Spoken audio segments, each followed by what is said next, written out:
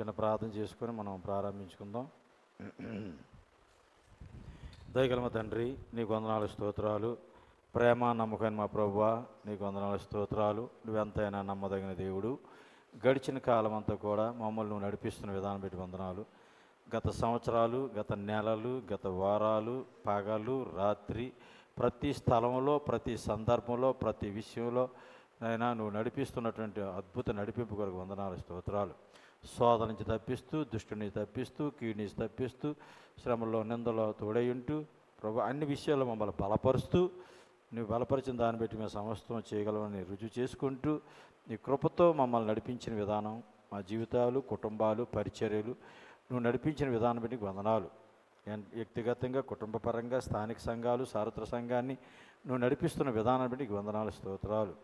ఈ విధంగా గడిచిన కాలంలో మరి దువ్వాడలో, మరి శాంతి సంఘంలో ఈ రకంగా పాత నిబంధన అంతా కూడా మేము మొదటి నుంచి కూడా ధ్యానం చేయడానికి మరి మీరు సహాయం చేశారు. ఆది మానవుడు నేటి మానవుడు బైబిల్ వరుస క్రమం అన్నటువంటి బైబిల్ స్టడీలో మరి ఆది కాండం ఆదాం దగ్గర నుంచి మరి ఇంతవరకు మీరు సహాయం చేసిన విధానం, మరి ఈరోజు పాత నిబంధన ఈరోజు నాయన ముగించాలనుకుంటున్నాం. ఈరోజు ధ్యానంలో గ్రీకు సామ్రాజ్యం గురించి మేము ధ్యానం చేస్తున్నాం. గత కాలంలో అన్య రాజ్యాల గురించి మాకు సహాయం చేశారు. ఈ గ్రీకు రాజ్యం అంటే మలాకి మత్తి మధ్యలో ఉన్న చరిత్రని, మరి ఈ గ్రీకు రాజ్యం మక్కాబీల చరిత్రని మేము ధ్యానం చేస్తుండగా మీ ఆత్మతో మాకు సహాయం చేయండి, నాకు సహాయం చేయండి, వింటుండే మీ ప్రజలకు సహాయం చేయండి, దయ చూపించండి, కృప చూపించండి. పాత నిబంధనను ఒక అర్థం చేసుకోవడానికి, అవగాహన చేసుకోవడానికి సహాయం చేయండి. ప్రభా, నీకు ఇష్టమైతే నెక్స్ట్ కొత్త నిబంధనకు మేము వెళ్ళడానికి మీరు సహాయం చేయండి, దయ చూపించండి.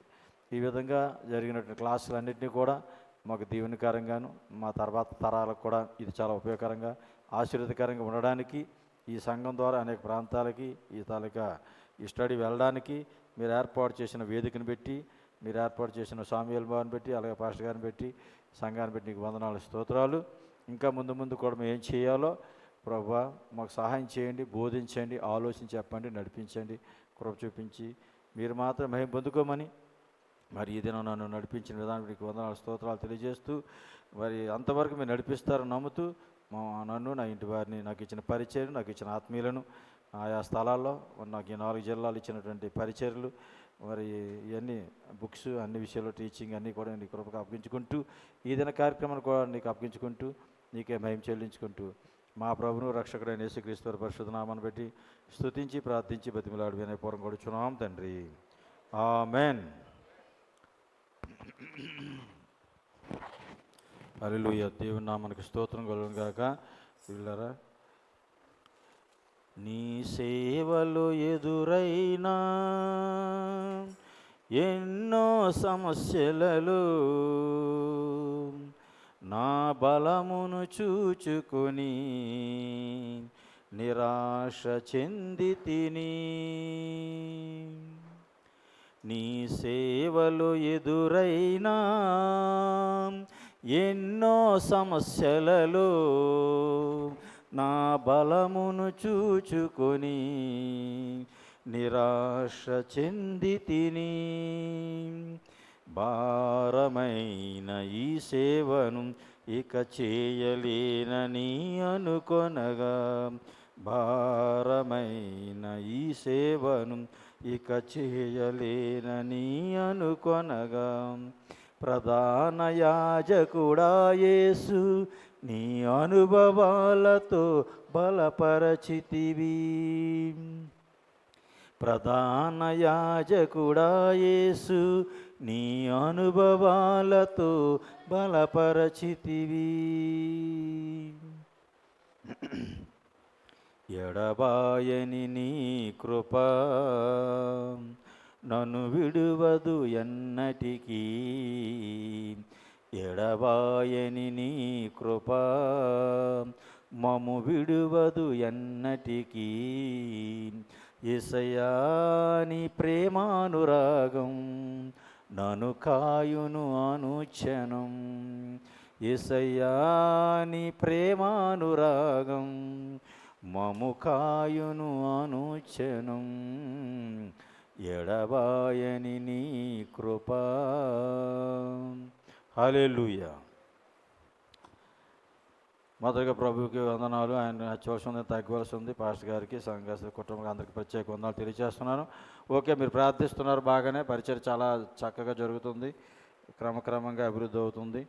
రెస్ట్ లేకుండా మొత్తం ప్రతి ఆదివారాలు ఆల్రెడీ ఫిక్స్ అయిపోయి, మొదటి ఆదివారం ఒక దగ్గర ఉదయం ఆరాధన, సాయంకాలం బైబిల్ స్టడీ ఒక దగ్గర, రెండో ఆదివారం ఒక ఊర్లో సాయంకాలం బైబిల్ స్టడీ, మూడో ఆదివారం ఇంకో చర్చిలో అక్కడ బైబిల్ స్టడీ ఆదివారం సాయంత్రం, నాలుగో ఆదివారం ఇంకొక ఊర్లో అది బైబిల్ స్టడీ ఇంకా అది ఇవ్వలేదు, ఖాళీ ఉంచాను. ఐదో ఆదివారం ఎప్పుడైనా వస్తే అప్పుడప్పుడు ఐదో ఆదివారం కూడా వస్తుంది. ఆ ఐదో ఆదివారం కూడా ఒక చర్చిలో ఆల్రెడీ ఫిక్స్ అయింది డేటు. ఇవి కాకుండా ప్రతి శనివారం బైబిల్ స్టడీ, ప్రతి సోమవారం బైబిల్ స్టడీ, ప్రతి బుధవారం ఇక్కడ మనకి వైజాగ్లో. నాకు ఇప్పుడు వైజాగ్ కన్నా విజయనగరం జిల్లా ఎక్కువ విస్తరించింది పరిచర్య జామాన్లో. వైజాగ్లో వారానికి ఒకరోజే, మిగతా ఒకరోజు జూమ్లో సోమవారం, మిగతా రోజులు అన్నీ కూడా జామ్లోనే పరిచర్య నాకు జామాన్లో జరుగుతుంది. కాబట్టి రాబోతున్న వేసవికాలం ఎండలోట ఎక్కువగా ఉన్నాయి. మరి అక్కడ ఇల్లు ఒకటి లేదు, మేమున్న ఇల్లు అది అద్దెకి తీసుకున్నాం, అది వాళ్ళు అమ్మేశారు. కాబట్టి ఇల్లు ఖాళీ చేసి ఇప్పుడు ఒక ఇల్లు చూసుకోవాల్సి వస్తుంది. కాబట్టి అక్కడ ఉన్నటువంటి నా భార్యకి, నాకు, అక్కకి మరి ఏదైనా ఇల్లు కోసం ప్రయత్నం చేస్తాను. కాబట్టి మీరు ప్రార్థన చేయండి. కాబట్టి నేను ఇప్పుడు వైజాగ్ నుంచి నేను ట్రాన్స్ఫర్ అయిపోవాల్సి ఉంటుంది జామి. అప్పుడప్పుడు ఇక్కడ పరిచయం ఉన్నప్పుడు ఇక్కడ వస్తుంటాను. రాజమండ్రి వెళ్ళవలసి రాజమండ్రి వెళ్తాను. కాబట్టి ఈ విషయంలో మీరు ఇంకా ప్రార్థన చేయవలసిందిగా నా ప్రేయర్ రిక్వెస్ట్ మీకు అందిస్తున్నాను. ఓకే, ప్రైలాడండి. దేవుని నామన స్తోత్రం కలుగును గాక. ఖాళీ లేకుండా పని ప్రభు, రెస్ట్ లేకుండా పని ప్రభు. నాకు అసలు ఒక్కరోజు కూడా ఖాళీ ఉండకూడదు. ఇంటి దగ్గర ఉన్న నీతోనే ధ్యానంలో ఉండాలి, బయటికి వెళ్ళి నీ పనిలో ఉండాలని కోరుకునేవాడిని, ఆశపడేవాడిని. ఆశపడే ప్రాణం తృప్తిపరిచే దేవుడు నిజంగా అటు రీతిగా నా ఆశ తీర్చాడు, నా కోరిక నెరవేర్చాడు. అందుని బట్టి దేవుని నేను స్తుతిస్తూ దేవుని మహింపరుస్తున్నాను. అందుకు మీరు ప్రార్థిస్తున్నాం. మీ అందరికీ ప్రత్యేక వందనాలు తెలియజేసుకుంటున్నాను పిల్లరా. ఓకే, ఈరోజు పాత నిబంధనలు మనం కంప్లీట్ చేస్తున్నాం. మన బోర్డు మీద మ్యాప్ మీరు చూడండి. మరి అక్కడ ఉన్నటువంటి గ్రీక్ రాజ్యం గురించి ఈరోజు గ్రీక్ రాజ్యం మనం స్టార్ట్ చేస్తున్నాం. గ్రీక్ రాజ్యం బీసీ క్రీస్తుపూర్వం 331 నుంచి 165 అలెగ్జాండర్ పరిపాలన తలకి డేట్ అది. క్రీస్తుపూర్వం 331లో అలెగ్జాండరు గ్రీక్ రాజు అయ్యాడు. ఆ తర్వాత మక్కాబీల కాలం వరకు అది ఇచ్చిన డేట్ అది. తర్వాత కింద ఇంకో డేట్ ఇచ్చాము 338 నుంచి 146. అది వాళ్ళ తండ్రి ఫిలిప్పు, అలెగ్జాండర్ యొక్క తండ్రి ఫిలిప్పు, మాసిదోనియా రాజు.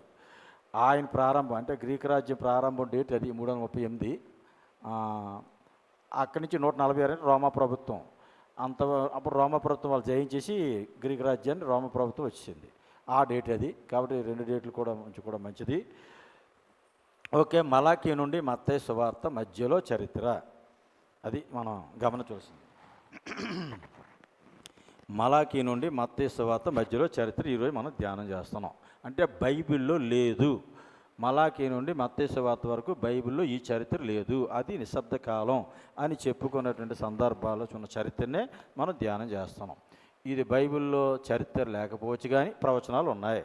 మరి మలాకీ వరకు దేవుడి ప్రవక్తల ద్వారా ఏ ప్రవచనాలు అయితే చెప్పాడో దానియేలు గ్రంథంలో, దానియేలు గ్రంథంలో చెప్పిన ప్రవచనాలు నెరవేర్పే మలాకీ నుండి మత్తయిలో జరిగింది. కాబట్టి ఇది బైబిల్కి సంబంధించిన చరిత్రే. బైబిల్లో రాయిపోయినంత మాత్రాన ఇది బైబిల్కి సంబంధించి కాకపోదు. ఇది మక్కాబీల తాలూకా పుస్తకాల్లో చరిత్ర ఉంటుంది, ఆర్షియన్ బైబిల్లో ఉంటుంది, ప్రొటెస్టెంట్ బైబిల్లో ఈ చరిత్ర ఉండదు. కాబట్టి ఈ చరిత్ర మనకి అవసరం. ఆ కాలంలో ప్రవక్తలు లేకపోవచ్చు, నిశ్శబ్ద కాలం అవ్వచ్చు. కానీ మలాకీ తర్వాత బాప్తిస్మ యోహాను వరకు ప్రవక్తలు లేకపోయినప్పుడు కూడా ప్రవచనాలు నెరవేర్పుగా చరిత్ర జరిగిందన్నది మనకు చరిత్ర సాక్ష్యం ఇస్తుంది. కాబట్టి అయితే ఏం జరిగిందో మన పాంప్లెట్లో మీరు పట్టుకుంటే గ్రీకు మహాసామ్రాజ్యంలో మీకు అక్కడ ఉన్నటువంటి ఆ కాలం గురించి మీకు తెలుస్తుంది. ఇంతవరకు మనం అస్సూరు రాజుల వాళ్ళు చూసుకొచ్చాం, బబులోన్ రాజులు చూసాం, మాది పార్షిక రాజులు చూసాం. మరి మ్యాప్లో అస్సూరు ఎక్కడ ఉందో చూసాం. ఇది అస్సూరు రాజ్యం. ఈ రాజ్యం తర్వాత మనం బబులోన్ రాజ్యం చూసాం. ఈ రాజ్యం తర్వాత పార్షిక రాజ్యం చూసాం. ఈ రాజ్యం తర్వాత ఇప్పుడు గ్రీక్ రాజ్యం చూస్తున్నాం. ఈ గ్రీక్ రాజ్యం గురించి మనకి పాంప్లెట్లో 9వ పాయింట్లో ఉంది. అది క్రీస్తుపూర్వం 331 నుంచి 165 అని అక్కడ రాయబడి ఉంది. ఓకే, మలాకి నుండి మత్తయి సువార్త వరకు అని. ఇందులో ఫస్ట్ మనకి మహా అలెగ్జాండర్ తీసుకుంటాం, తర్వాత టోలమీలు తీసుకుంటాం, తర్వాత సెల్యూసిడ్లు తీసుకుంటాం. దీంతో ఆ గ్రీక్ ప్రభుత్వానికి ఇంక యూదులకి కొద్దిగా విడుదల అయినట్టు మక్కాబీలు తర్వాత చూస్తాం. మక్కాబీలు నుంచి ఆస్మోనీలు ఎలా వచ్చారో, మక్కాబీలు ఆస్మోనీలు ఒకే కుటుంబం ఎలా పిలువబడ్డారో వాళ్ళు చూస్తాం. దీంతో ఈ చరిత్ర అవుతుంది. ఇప్పుడు మీరు నోట్ చేసుకోవాల్సిన రెఫరెన్స్లు బైబిల్లో దీని గురించి ఎక్కువ ఏమి ఉండవు. ఆదికాండం 10వ అధ్యాయం 4వ వచనం లేదా 1 నుంచి 4 వచనాలు అక్కడ మనం చూసేటప్పుడు అసలు ఈ మూలం ఎవరు, ఈ గ్రీకులు ఎవరు?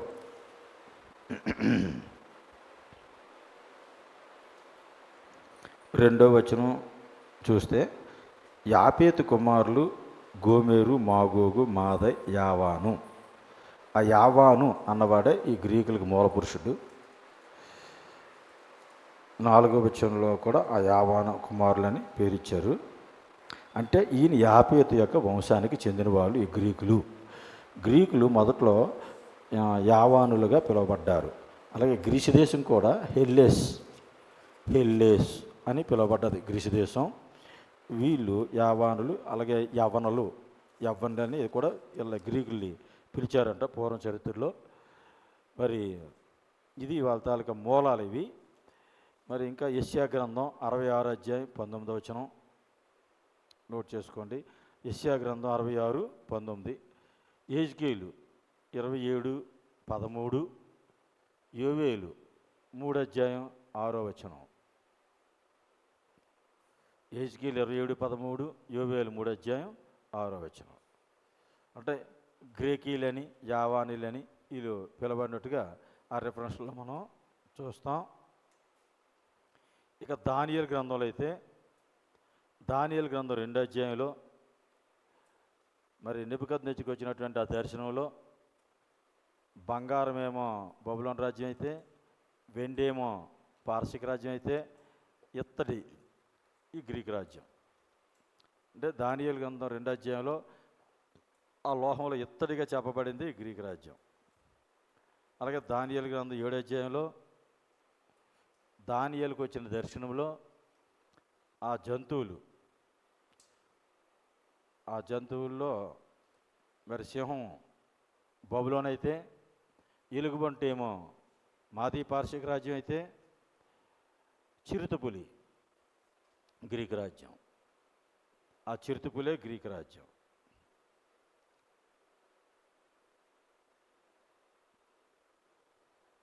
అలాగే దానియేలు గ్రంథం 8వ అధ్యాయంలో పొట్టేలు మేకపోతూ ఉన్న దర్శనం అది. అందులో మేకపోతే ఈ గ్రీకు రాజ్యం.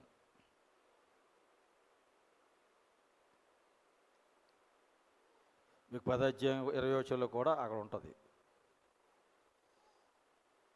10వ అధ్యాయం 20లో కూడా గ్రీకుల గురించి గ్రీకుల దేశం అని ఉంటుంది. అలాగే 11వ అధ్యాయంలో 3వ వచనం నుంచి, అంటే 2వ వచనంలో కూడా ఉంది. 11వ అధ్యాయం 2వ వచనంలో గ్రీకుల రాజ్యం అని ఉంది. 3వ వచనం నుంచి ఇంచుమించు 35వ వచనం వరకు కూడా ఈ గ్రీకుల రాజ్యం గురించి ప్రవచనం. అది ఉత్తర దక్షిణ రాజులు.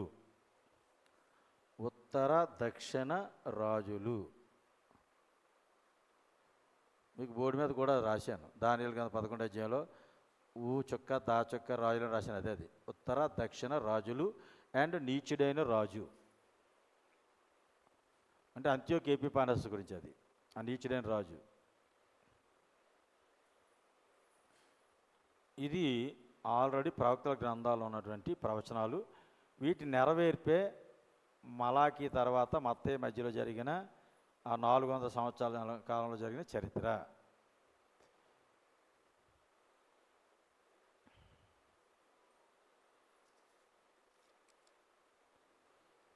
దీనికి అదే గ్రీస్కి హెల్లాస్ అని పేరు ఉందని చెప్పాను. వీళ్ళ రాజధానులు ఏథెన్స్, స్పార్టా.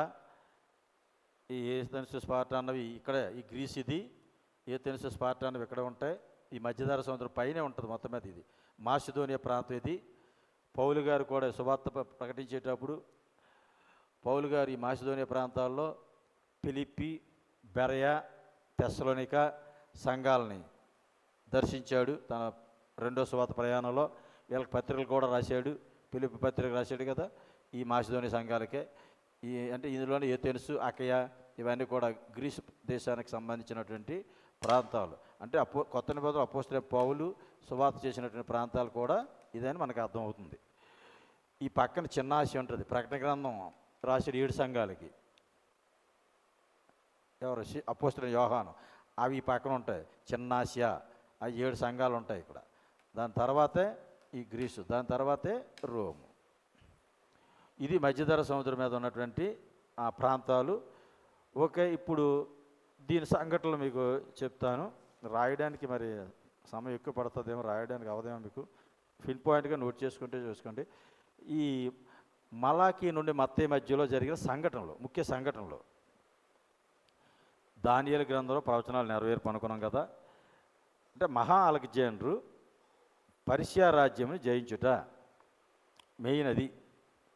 ఈ మహా అలెగ్జాండరు పార్షిక రాజ్యాన్ని జయించాడు. ఎవరి కాలంలో? దర్యావేషు 3. పార్షిక రాజు దర్యావేషు 3 కాలంలో, ముందు వీడియోలో మీరు చూస్తే అర్థమవుతుంది. దర్యావేషు యొక్క 3 కాలంలో ఈ పార్షిక రాజ్యాన్ని జయించి గ్రీక్ రాజ్యాన్ని స్థాపించాడు. అంటే అంతకుముందు మనం మాట్లాడుకోవడం జరిగింది. బైబిల్ మనకి నెహెమ్యా చరిత్రతో అయిపోయింది. నెహెమ్యాకి సమకాలికుడు మలాకి.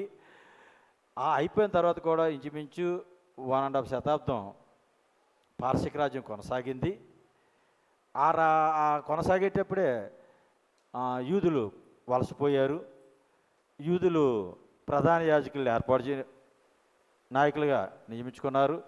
గిరిజీం పర్వతం మీద మందిరం కూడా సమరలు కట్టుకున్నారు. ఇవన్నీ కూడా ఆ పార్షిక రాజకాలంలోనే జరిగాయి అని చెప్పుకున్నాం.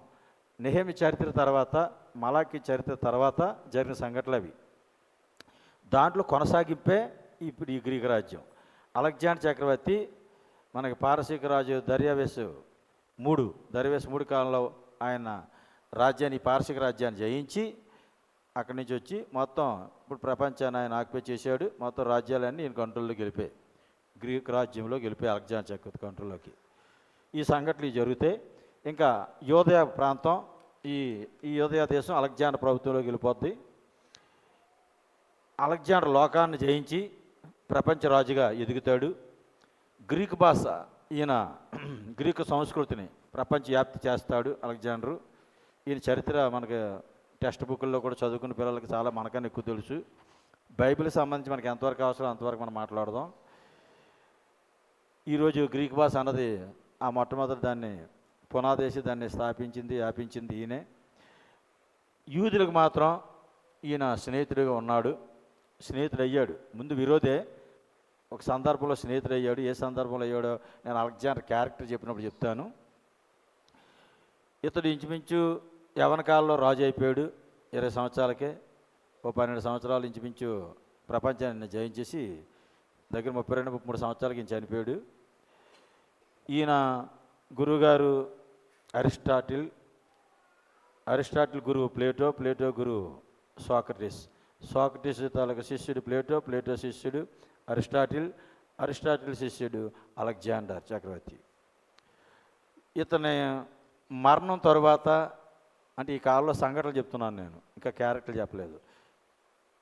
ఈ కాలంలో ఈయన చనిపోయాడు. అలెగ్జాండర్ చనిపోయిన తర్వాత ఈ దేశాన్ని, ఈ రాజ్యాన్ని 4 భాగాలుగా 4 సైన్యాధిపతులు పంచుకున్నారు. పంచుకున్న తర్వాత 2 సైనికులు ఈ మధ్య దీని గురించి పోట్లాడుకున్నారు. ఇక్కడ సిరియా, ఇతను ఐగుప్తు. అందుకే ఈ ప్రాంతాన్ని సెల్యూకస్ అని పిలిచారు.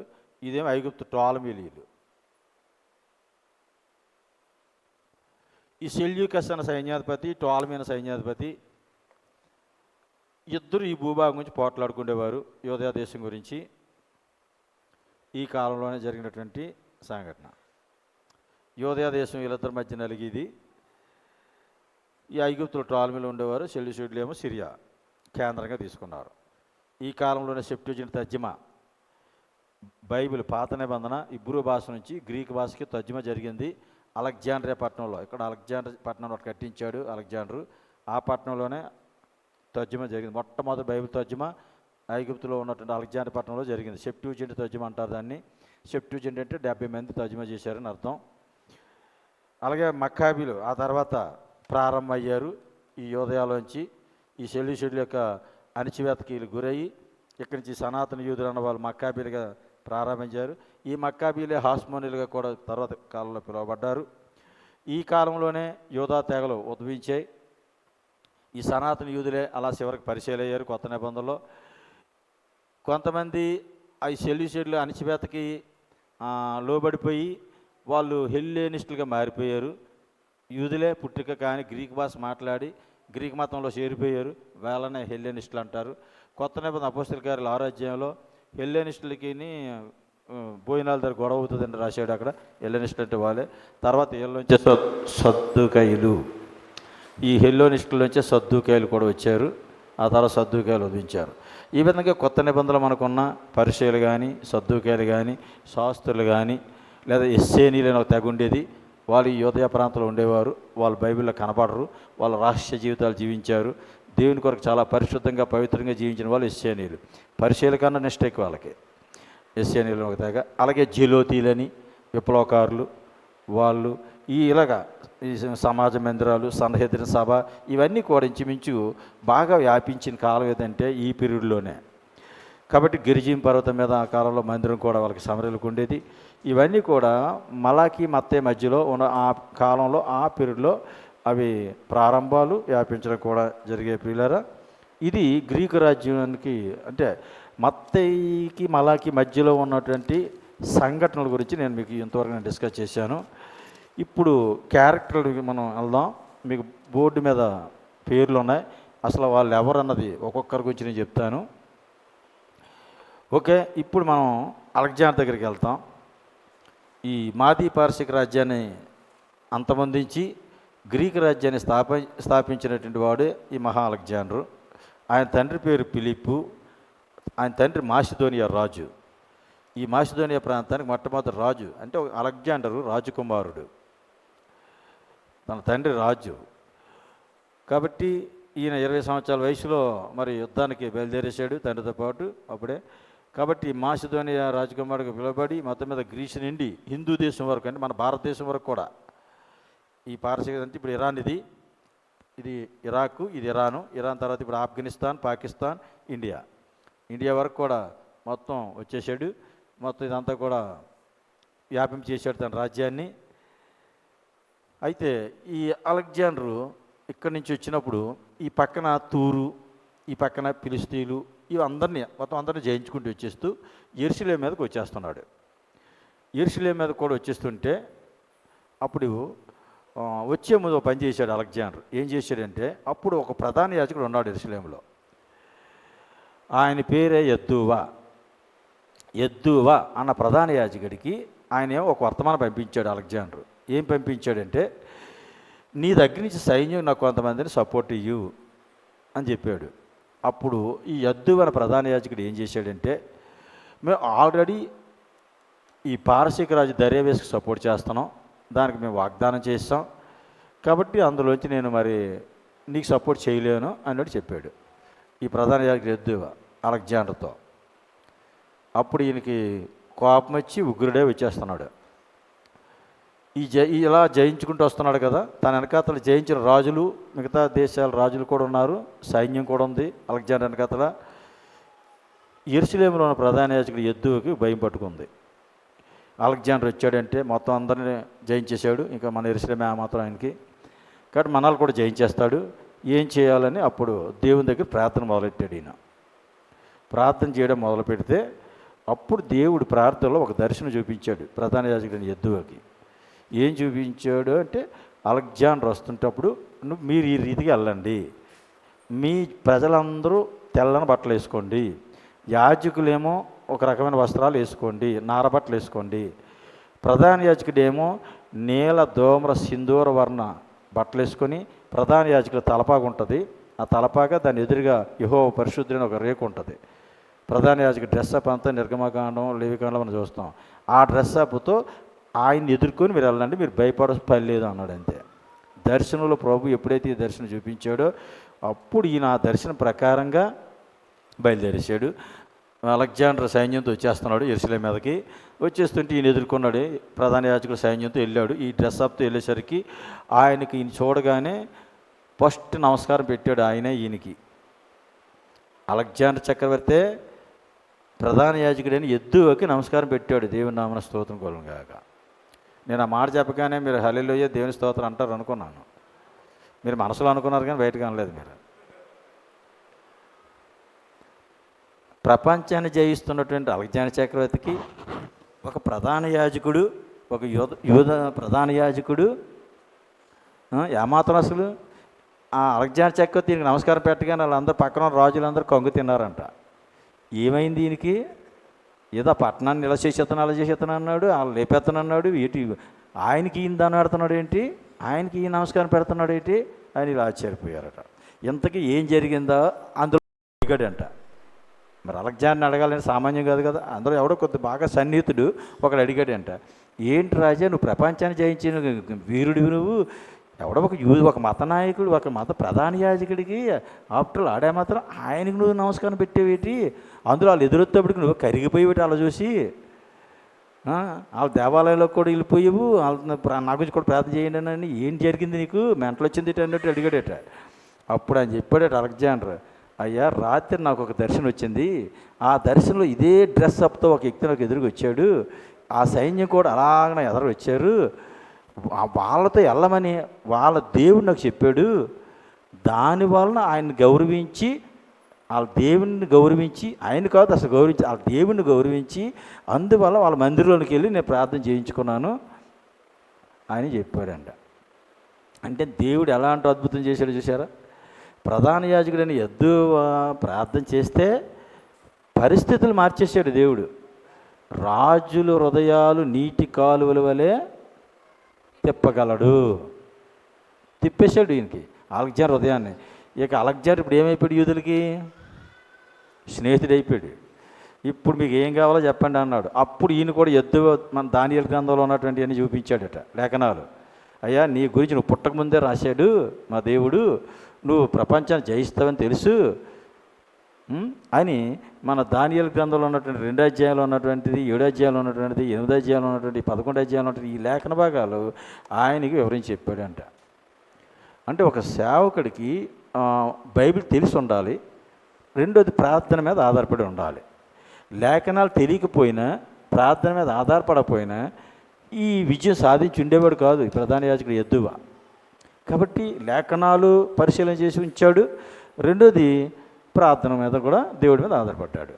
ఆటోమేటిక్గా దేవుడు సక్సెస్ చేసి వీళ్ళకి సమాధానం ఇచ్చాడు. ఇప్పుడు ఈయన ఏమన్నాడంటే అలెగ్జాండర్ వచ్చిన తర్వాత యూదులకి ఒక అలెగ్జాండర్ పట్టణాన్ని ఇక్కడ కట్టించాడు ఐగుప్తు దగ్గర. అలెగ్జాండర్ తర్వాత మీ ధర్మశాస్త్రాన్ని మీరు పాటించుకోండి, మీ విశ్రాంతి దినాలు, మీ సున్నతులు, మీ పండుగలు అన్నీ మీరు చేసుకోండి, నేను వాటిలో ఇబ్బంది పెట్టను. మీకు ఎవరికైనా గ్రీకులోకి మారాలనుకుంటే గ్రీకు మతం మారండి, మా సైన్యులు చేరండి, మా సైన్యులు మీకు ఉద్యోగాలు ఇస్తాం అని చెప్పారు. అది బలవంతం మాత్రం కాదు. తర్వాత మీ విశ్రాంతి దినాల్లోని మీరు పంటలు పండించారు కదా, విశ్రాంతి సంవత్సరాలంతా మీరు భూములు పంటలు పండించరు, వాటికి మీరు పన్ను కట్టక్కలే. ఇలాంటి విషయాలన్నీ కూడా ఈ గ్రీకు రాజు అలెగ్జాండరు ఈయనకి ఆ రకం అవకాశాలు కల్పించాడు. దీంతో ఇప్పుడు యూదులకి ఈయన స్నేహితుడయ్యాడు. అయితే అలెగ్జాండ్రియా పట్టణాన్ని కట్టించిన తర్వాత మరి ఆయన కూడా మరి అలెగ్జాండర్ పట్టణంలో స్టే చేసేవాడు ఏమో తెలియదు, కానీ మొత్తం మీద యూదులకు మాత్రం చాలా ఉపయోగమైంది అలెగ్జాండర్ పట్టణం వల్ల. ఎందుకంటే మనం తర్వాత చూస్తాం 2వ టోలమీ కాలంలో టోలమీ ఫిలదెల్ఫస్ అని ఒక ఆయన ఉంటాడు. ఆయన కాలంలో ఈ సెప్ట్యూజింట్ తర్జుమా అలెగ్జాండర్ పట్టణంలోనే చేశారు. మొట్టమొదటి ఇబ్రూ భాష నుంచి గ్రీక్ భాషలోకి తర్జుమా. ఆ తర్వాత మనకి మాట్లాడితే యోసేపు మరియా అలాగే ఐగుప్తు వెళ్ళిపోయారు అంటారు. ఐగుప్తు అంటే ఇంకా ఈ అలెగ్జాండర్ పట్టణమే. మాటకి వీళ్ళకి దగ్గరలో ఉంటే వెళ్ళిపోవడం అనమాట. ఎందుకంటే అక్కడ యూదుల కాలనీ ఉంటుంది, యూదులు ఎక్కువ మంది ఉంటారు అక్కడ. అది విషయం. ఇదండి అలెగ్జాండర్ తాలూకా ఇన్ఫర్మేషన్. మనకి మిగతా చరిత్ర చాలా ఉంటుంది. అది చచ్చిపోయినప్పుడు చేతులు చాపేసాడని, డాక్టర్ల చేత వైద్యులే మొయ్యాలని చరిత్రలో బోళ్ళు ఉంటాయి. అవన్నీ మనకు అనవసరం. ఏదైనా బైబిల్కి సంబంధించింది మాత్రం ఆయన పరిస్థితి. ఇక నెక్స్ట్ ఈయన చనిపోయిన తర్వాత ఇప్పుడు ఈ రాజ్యం 4 భాగాలు అయిపోయింది. ఈ 4 సైన్యాధిపతులు, ఇక్కడ ఒక సైన్యాధిపతి సెల్యూకస్ అన్నవాడు, ఇక్కడ ఒక సైన్యాధిపతి టోలమీ అన్నవాడు, ఇద్దరు కూడా పరిపాలిస్తున్నారు. ఇక్కడ ఈయన రాజు అయ్యాడు అంత్యోక సిరియాకి, ఐగుప్తుకేమో ఈయన రాజు అయ్యాడు. ఇప్పుడు వీళ్ళిద్దరూ పోట్లాడుకుంటున్నారు ఈ భూభాగం కోసం, ఈ యోదయ ఇజ్రాయెల్ దేశం కోసం. ఈ పోట్లాడుకుంటున్నప్పుడు మొదట ఈయన చేస్తుంటాడు సెల్యూకస్, తర్వాత మొత్తం మీద టోలమీలకు వచ్చింది. ఇది టోలమీలకి మీకు అందుకే పాంప్లెట్లో టోలమీలు అని ఉన్నది చూసారు. అలెగ్జాండర్ తర్వాత ఈ టోలమీలు అనే పేరు అదే, మీకు పాంప్లెట్లో ఉంది ఆ పేరు. ఈ టోలమీలు అన్నవాళ్ళు ఎప్పుడైతే అధికారంలోకి వచ్చారో వీళ్ళు ఏం చేశారంటే, వీళ్ళ పరిపాలన, టోలమీల పరిపాలన 320 నుంచి 198, కావాలంటే నోట్ చేసుకోండి. క్రీస్తు పూర్వం 320 నుంచి 198 వరకు వీళ్ళు పరిపాలించారు ఈ టోలమీలు. ఈ టోలమీలు పరిపాలిస్తున్నప్పుడు ఈ యూదులకి చాలా బాగానే జరిగింది. యూదులు బాగా వర్ధిల్లారు. ఇప్పుడు ఎందుకంటే ఈ టోలమీలు వీళ్ళకి అనుకూలంగా ఉన్నారు. ముందు అలెగ్జాండర్ కూడా అనుకూలంగా ఉన్నాడు, టోలమీలు కూడా అనుకూలంగా ఉన్నారు. మనం ఇందాక చూసారు రెండో టోలమీ, ఆ ఫిలదెల్ఫస్. ఆయన సెప్టిజింట్ బైబిల్ తర్జుమా చేయించాడు యూదుల కొరకు. ఆయనకి బాగా పుస్తకాలు పిచ్చి. అలెగ్జాండర్ పట్టణంలో పెద్ద గ్రంథాలయం కట్టించాడంట. ఆ గ్రంథాలు సమకూర్చమని ఆయన దగ్గర ఉన్నవాడికి అధికారం ఇచ్చిన ఆయన అడిగాడట. ఇప్పుడు ఎన్ని గ్రంథాలు వచ్చాయంటే 2 లక్షలు వచ్చాయి అన్నాడంట. మొత్తం 5 లక్షలు సమకూర్చాలనుకుంటున్నాను, అది నా ధ్యేయం. ప్రపంచంలో ఎక్కడెక్కడ ఏ ప్రతులున్న గ్రంథాలు ఉన్నా మన గ్రంథాలయంలోకి రావాలన్నాడంట ఆయన. అంటే అంత ఈ టోలమీ ఫిలదెల్ఫస్కి అంత గ్రంథాలు పిచ్చి అనమాట, సాహిత్యం పిచ్చి. అయితే ఈ కాలంలో యూదులు వర్ధిల్లారండి. యూదులు బాగానే ఉంది. వాయిస్ తగ్గిపోతుంది చూసారా? నా బ్యాటరీ కానీ అయిపోయిందంటారా? తీసిదలైతే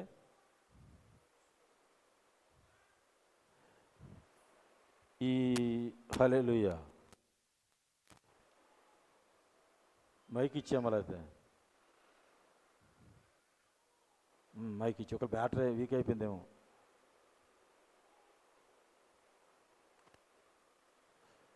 హల్లెలూయా హల్లే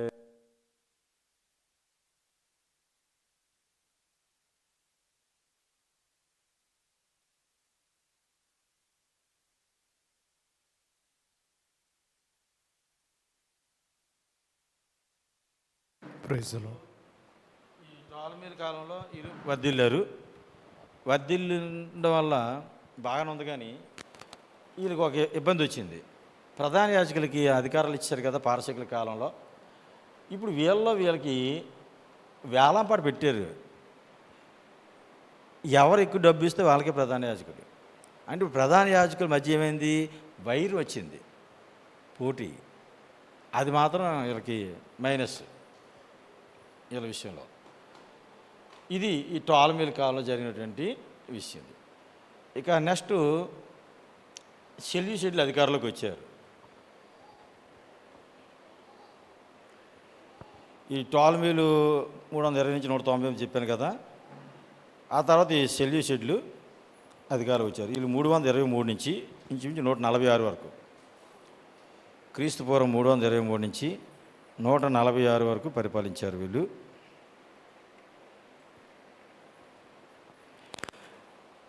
అలెగ్జాండర్ మరణానంతరం మరి అక్కడి నుంచి రోమా పరిపాలన వరకు డేట్ అది.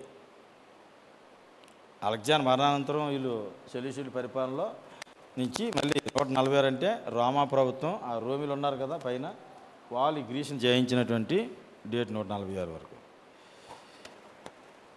ఈ సెల్యూకస్ అన్నవాడు దీన్ని మొదలుగా స్థాపించాడని చెప్పాను. ఇందులో మూడో అంత్యోకస్, అంటే గొప్పవాడైన అంత్యోకస్ అని ఆయన పేరుంది. ఆ అంత్యోకస్ కుమారుడు ఒక ఆయన ఉంటాడు. ఆయన ఏపిఫానస్, అంత్యోకస్ ఏపిఫానస్ అని పేరు.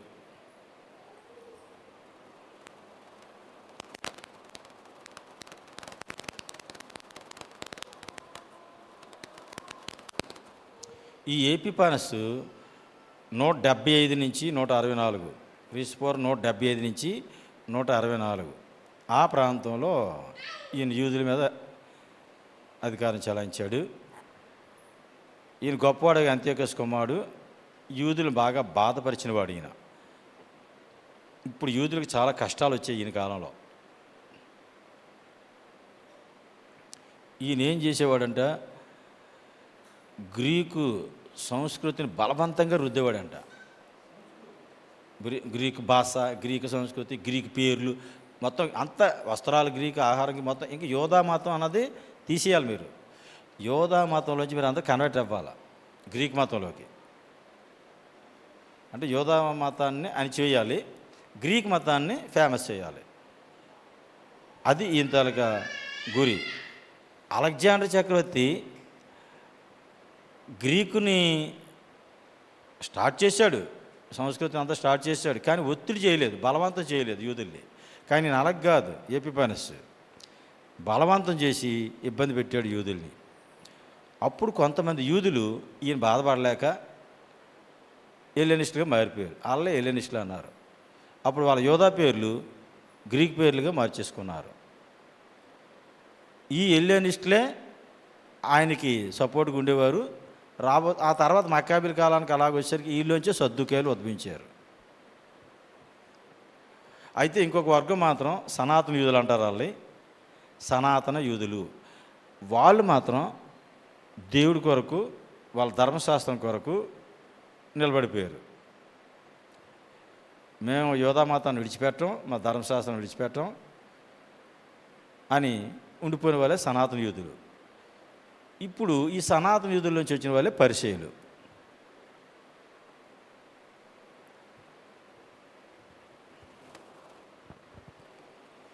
ఇంకా ఏం చేశాడంటే ఈ ఎపిఫానస్ ధర్మశాస్త్రాన్ని రద్దు చేయడం, ధర్మశాస్త్రం ఎవరు పాటించకూడదని చెప్పడం, పండగలు నిషేధించడం, ఇవన్నీ చేస్తూ మందిరం మీద కూడా వెళ్ళిపోయాడు. యెరూషలేము మందిరంలో పందిని బలి అర్పించాడు. ఆ పంది బలి కాకుండా జూపిటర్ విగ్రహాన్ని కూడా పెట్టాడు మందిరంలో.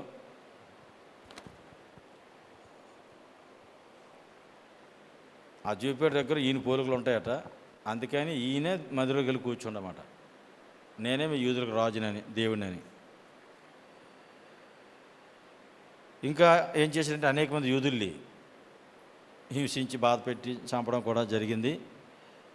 మందిరాన్ని కూడా పాడు చేసి అపవిత్రపరిచి ప్రాకారాన్ని కూడా కూల్చి చాలా విధంగా ఇబ్బంది పెట్టాడని ఈయన గురించి రాయబడి ఉంది. ఈయన సున్నతి విషయంలో కూడా ఇబ్బంది పెట్టాడు. సున్నతి అన్నది చేసుకోకూడదు, మీరు సబ్బాత్ పాటించకూడదు, విశ్రాంతి దినాలు పాటించకూడదు, టోటల్ యోధా పండుగలన్నీ కూడా నిషేధం. అందుకే ఈ సనాతన యూదులకి కోపం వచ్చింది. దేవుడిని ప్రేమించేవాళ్ళు, దేవుని గ్రంథాన్ని, ధర్మశాస్త్రాన్ని ప్రేమించేవాళ్ళు, సనాతన యూదులుగా దేవుని కొరకు నిలబడిపోయిన వాళ్ళు తర్వాత వీళ్ళే పరిచయాలుగా మారడానికి కారణం ఇవన్నీ ఒత్తిళ్ళు తట్టుకోలేక, ఎందుకంటే గొడవ మనకు పెద్దవాళ్ళతోనని రాజకీయ నాయకులతో కలిసిపోయి సిరియా సెల్యూకస్ రాజు అంత్యోకి ఎపిఫానస్తో కలిసిపోయి హెల్లెనిస్టులుగా మారిపోయారు. అంటే ఇప్పుడు ఈ యోధుల్లోనే రెండు వర్గాలు అయిపోయాయి. ఇది పరిస్థితి ఇలా జరుగుతుంది.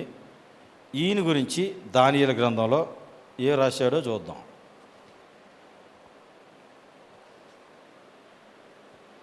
8వ అధ్యాయంలో మీకు ఈయన గురించి ఉంటుంది.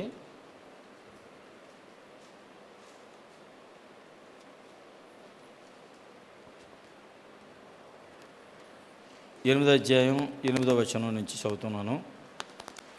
ఆ మేకపోతు అత్యధికంగా బలం చూపుచూ వచ్చెను, అది బహుగా పుష్టినందుగా దాని పెద్ద కొమ్ము విరిగను.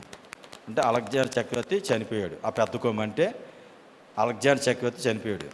విరిగిన దానికి బదులుగా 4 ప్రసిద్ధమైన కొమ్ములు ఆకాశపు నలుదిక్కులకు 4 పెరిగాను.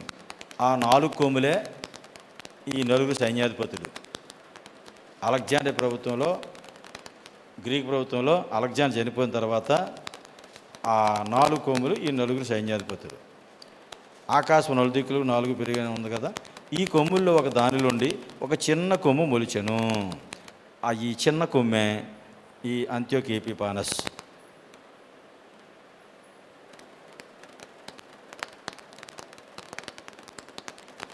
అది దక్షిణముగాను తూర్పుగాను ఆనంద దేశపు దిక్కుగాను అత్యధికంగా బలిసెను. ఆనంద దేశం అంటాడు దీన్ని, యోధా దేశాన్ని ఆనంద దేశం. ఆనంద దేశం అన్న ఈ యోధా దేశం మీరు అర్థం చేసుకోవాలా. 10వ వచనం చూడండి. ఆకాశ సైన్యమునంతగా పెరిగి నక్షత్రంలో కొన్నిటిని పడవేసి కాళ్ళ క్రింద అనగదొక్కుచుండెను. యూదులు ఎలా హింసిస్తాడో ముందే చెప్పాడు. ఈ నక్షత్రాలు ఎవరంటే యూదులు. 11 వచనం, ఆ సైన్యం యొక్క అధిపతికి విరోధంగా తను హెచ్చించుకొని అనుదిన బల్యార్పణమును నిలిపివేసి ఆయన ఆలయమును పడద్రోసెను. ఈ అంత్యోక్య ఎపిఫానస్ వాడు ఆలయాన్ని పాడు చేయడం, ప్రాకారాలు పడగొట్టడం. సొలొమోను కట్టిన మందిరాన్ని ఏమో ఎవరు పాడు చేశారు? మన చరిత్రలో చదివాం. సొలొమోను కట్టిన మందిరాన్ని బబులోను రాజు నెబుకద్నెజర్ పాడు చేశాడు. తర్వాత మళ్ళీ జెరుబ్బాబెల్ కాలంలో పారసిక రాజ్యాలు వచ్చి మందిరం కట్టుకున్నారు. ఇప్పుడు ఆ మందిరాన్ని ఈ అంత్యోక్య ఎపిఫానస్ పాడు చేశాడు. అది రెండోసారి పాడు చేసిన ఎవడంటే అంత్యోక్య ఎపిఫానస్. మొదటిసారి పాడు చేసిన వాడు ఎవడంటే నెబుకద్నెజర్. ఆయన బబులోను రాజు, ఈయన గ్రీకు రాజు. ఇక అనుదిన బలి అర్పిసి ఇంకా 12 వచనం, అతిక్రమం జరిగినందున అనుదిన బలి నిలిపివేయుటకై ఒక సేన అతనికి ఇవ్వబడెను. అతను సత్యమును వ్యర్థపరిచి ఇష్టానుసారంగా జరిగించు అభివృద్ధి నొందెను. మనం ఏమనుకుంటాం అంటే అభివృద్ధి నొందిన వాళ్ళందరూ కూడా చాలా మంచి వాళ్ళు అనుకుంటాం. మరి ఈయన కూడా అభివృద్ధి నొందాడు ఇష్టానుసారంగా చేయడానికి. అంటే భక్తిహీనులు కూడా చిగురిస్తారని ఉంటుంది, చెడు పనులు చేయవారు కూడా పుష్పిస్తారని ఉంటుంది బైబిల్లో. ఆశాపు అదే బాధపడతాడు. నేను ఎంత భక్తికి బతుకుతున్నాను, నా బతుకు ఎలాగొందరా బాబు, అన్యాయంగా అక్రమంగా ఉన్నోళ్ళు బాగున్నారు, నీతిగా నిజాయితీగా ఉన్నాను, నేనంటే ఎలాగొన్నానని ఏడుస్తాడు. అప్పుడు ఆయనకి దేవుడు దర్శనం చూపిస్తాడు. నువ్వే కంగారు పడకు, వాళ్ళు నాశనానికి వెళ్ళడానికి చివరికి ఎక్కుతున్నారు, చెట్టు చివరికి వెళ్ళిపోవడం అలా గొప్పడు అయిపోతుండే ఎదిగిపోతాడు అనుకోకు, అక్కడి నుంచి కింద పడతాడు. నువ్వు మొదల్లో ఉన్నావు, క్షేమంగా ఉన్నావు నువ్వు అన్నట్టుగా మాట్లాడుతాడు. తుఫాను వచ్చేటప్పుడు పెద్ద చెట్టుకే ప్రమాదం కానీ చిన్న చెట్టుకి ప్రమాదం ఉండదు అన్నట్టుగా చూపిస్తాడు ఆశాపు గీతంలో. ఇక్కడ కూడా అదే, ఎప్పుడు కూడా క్రీస్తు విరోధి అన్నవాడు కూడా ఎందుకు ఉంటాడు. ఈ చిన్నకొమ్మ ఈయన కూడా అంత్యోక్య ఎపిఫానస్ కూడా అంటే ఈయన మందిరాన్ని పాడు చేసి యూదుల్ని హింసించి యెరూషలేమును ధ్వంసం చేసి ఈయన వర్ధిల్లుతూ ఉంటాడు. ఈ రాజు, ఈ సిరియా రాజు. అది ఆయన గురించి చెప్తున్నాడు. ఇంకా 13వ వచనంలో చూస్తే, అప్పుడు పరిశుద్ధుల్లో ఒకడు మాట్లాడక వింటిని, అంతలో మాట్లాడుచున్న పరిశుద్ధంతో మరొక పరిశుద్ధుడు మాట్లాడుచుండడు. ఏమనగా, అనుదిన బలిని గూర్చి అతిక్రమం జరిగినందున సంభవించిన నాశనకరమైన హేయ వస్తువును గూర్చి కలిగిన ఈ దర్శనం నెరవేరుటకు ఎన్నాళ్ళు పట్టినని ఈ ఆలయ స్థానమును జనసమూహమును కాళ్ళ కింద తొక్కుబడుట ఎన్నాళ్ళు జరుగును అని మాట్లాడుకునేది. అందుకు అతడు 14వ వచనంలో చూడండి, 2300 దినముల మట్టుకే అని నాతో చెప్పాను. అప్పుడు ఆలయ పవిత్రతను కూర్చిన తీర్పు తీర్చబడును అని ఉంది. పుట్నోట్లో చూడండి, 2300 దినముల మట్టుకే అంటే ఉదయ సాయంకాలాలు కలిపి 2300 అంటే 1150 రోజులు, అంటే 3 సంవత్సరాల సుమారు 2 నెలలు ఎంత వస్తుంది. అంటే ఇప్పుడు ఈ ఆలయాన్ని పాడు చేసిన, యెరూషలేము ఆలయాన్ని పాడు చేసినటువంటి అంత్యోక్య ఎపిఫానస్ 3 సంవత్సరాల వరకు ఇది అపవిత్రంగానే అలాగే అయిపోయింది. బలులు లేవు, దీపారాధన లేదు, మందిరం అలా ఉండిపోయింది. ఆ తర్వాత దీన్ని మళ్ళీ ఇంకొక ఆయన మక్కాబీ ఆయన ఒక ఆయన వస్తాడు, దాన్ని మళ్ళా ప్రతిష్ఠిస్తాడు, ఆలయ ప్రతిష్ఠ. ఇక ఈయన గురించి 11వ అధ్యాయంలో కూడా ఉంది. ఈయన గురించి 11వ అధ్యాయంలో 3వ వచనం నుంచి మీకు చెప్పాను కదా, 3వ వచనం నుంచి 35వ వచనం వరకు కూడా ఉత్తర రాజు దక్షిణ రాజు వీలే. ఉత్తర రాజు అంటే సెల్యూకస్, దక్షిణ రాజు అంటే టోలమీ. ఈ ఇద్దరి మధ్య ఇది నలిగిపోతుందన్నమాట యోధయా దేశం.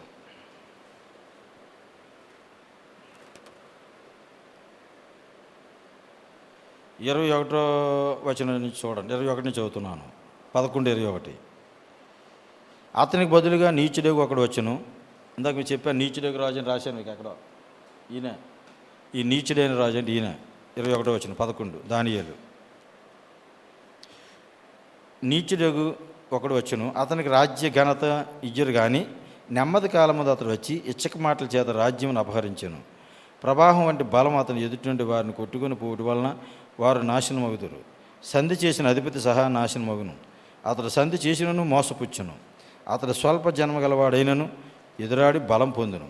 అతడు సమాధాన శ్యామ గల దేశమునకు వచ్చి, సమాధాన శ్యామ గల దేశం అంటే అదే యోధయా దేశం, ఆనంద దేశం, సమాధాన శ్యామ గల దేశం అని పేర్లు పెట్టి వెళుతున్నాడు అక్కడ.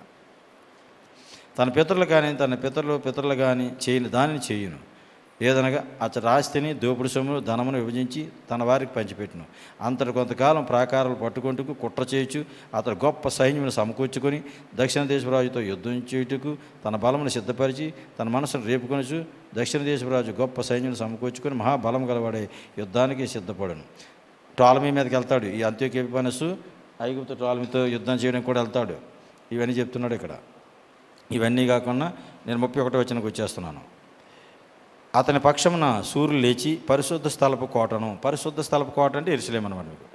కోటను అపవిత్రపరిచి అనుదిన బలి నిలిపివేసి నాశనమును కలుగుచేయి హేయమైన వస్తువును నిలవబెట్టుదురు. మత్తయి 24:15 వచనంలో యేసుప్రభు వారు మాట చెప్తారు.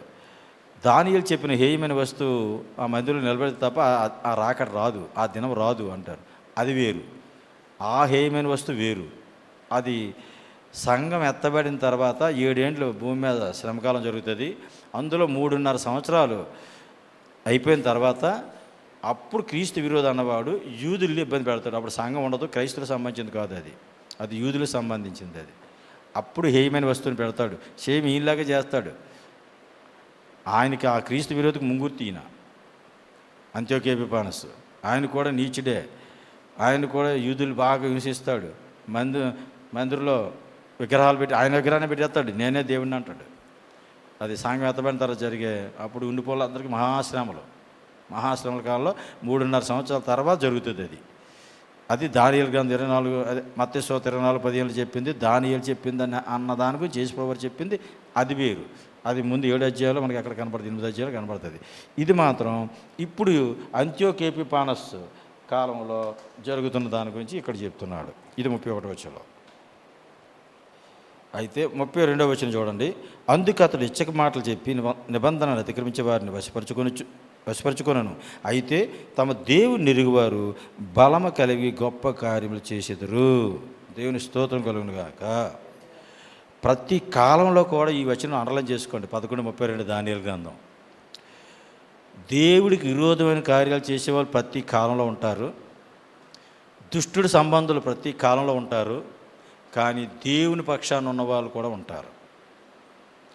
వీళ్ళు దేవుడి పట్ల ధైర్యం కలిగి వీళ్ళు ఎరిగిన వారు కనుక దేవుడి బలాన్ని పొందుకొని వీళ్ళు కార్యాలు ఎప్పుడు చేస్తూనే ఉంటారు.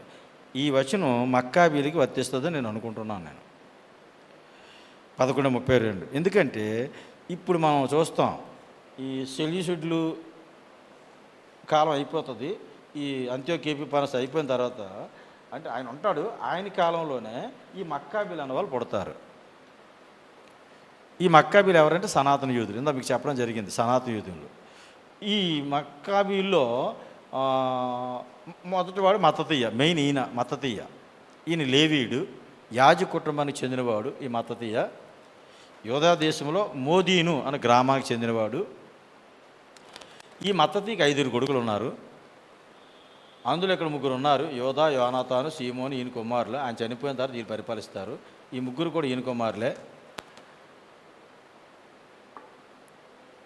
ఈ మత్తతీ 5 కుమారుల్లో 2 కుమారులు యుద్ధంలో చనిపోతారు. మత్తతీ కూడా చనిపోతాడు. ఇప్పుడు అంత్యోక్య ఎపిఫానస్ ఎప్పుడైతే యోధా దేశంలోకి వచ్చి యెరూషలేము మందిరం మీద దాడి చేశాడో, అనుదిన బలిని నిలిపేశాడో, హేయమైన వస్తువుని మందిరంలో పెట్టాడో, ఇప్పుడు యూదులు తిరుగుబాటు చేశారు.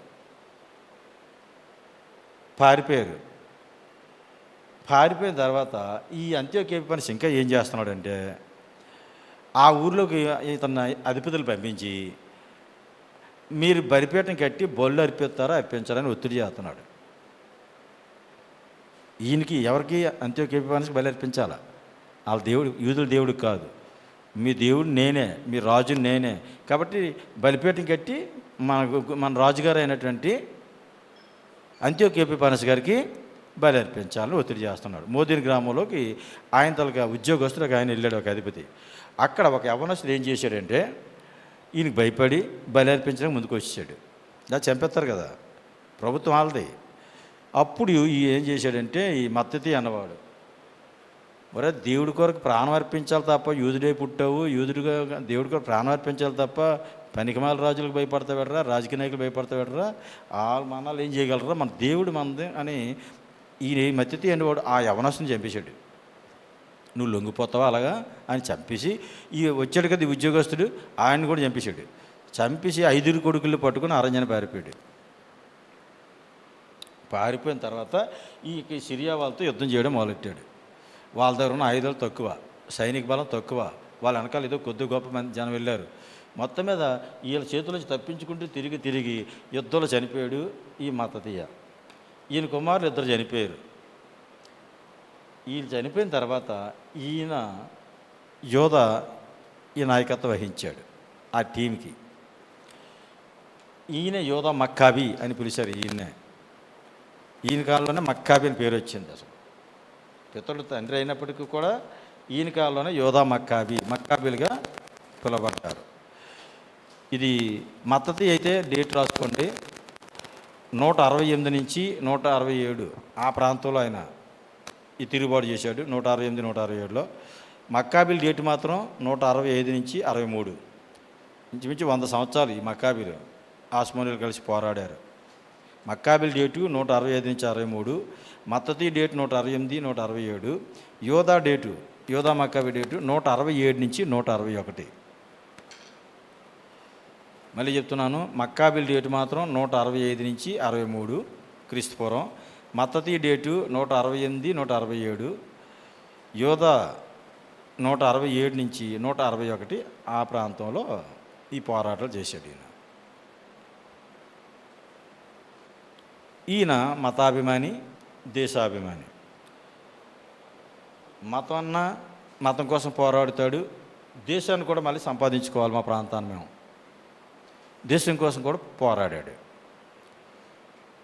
ఈ పోరాటంలో 3 సంవత్సరాల తర్వాత మళ్ళీ యెరూషలేం సంపాదించాడు.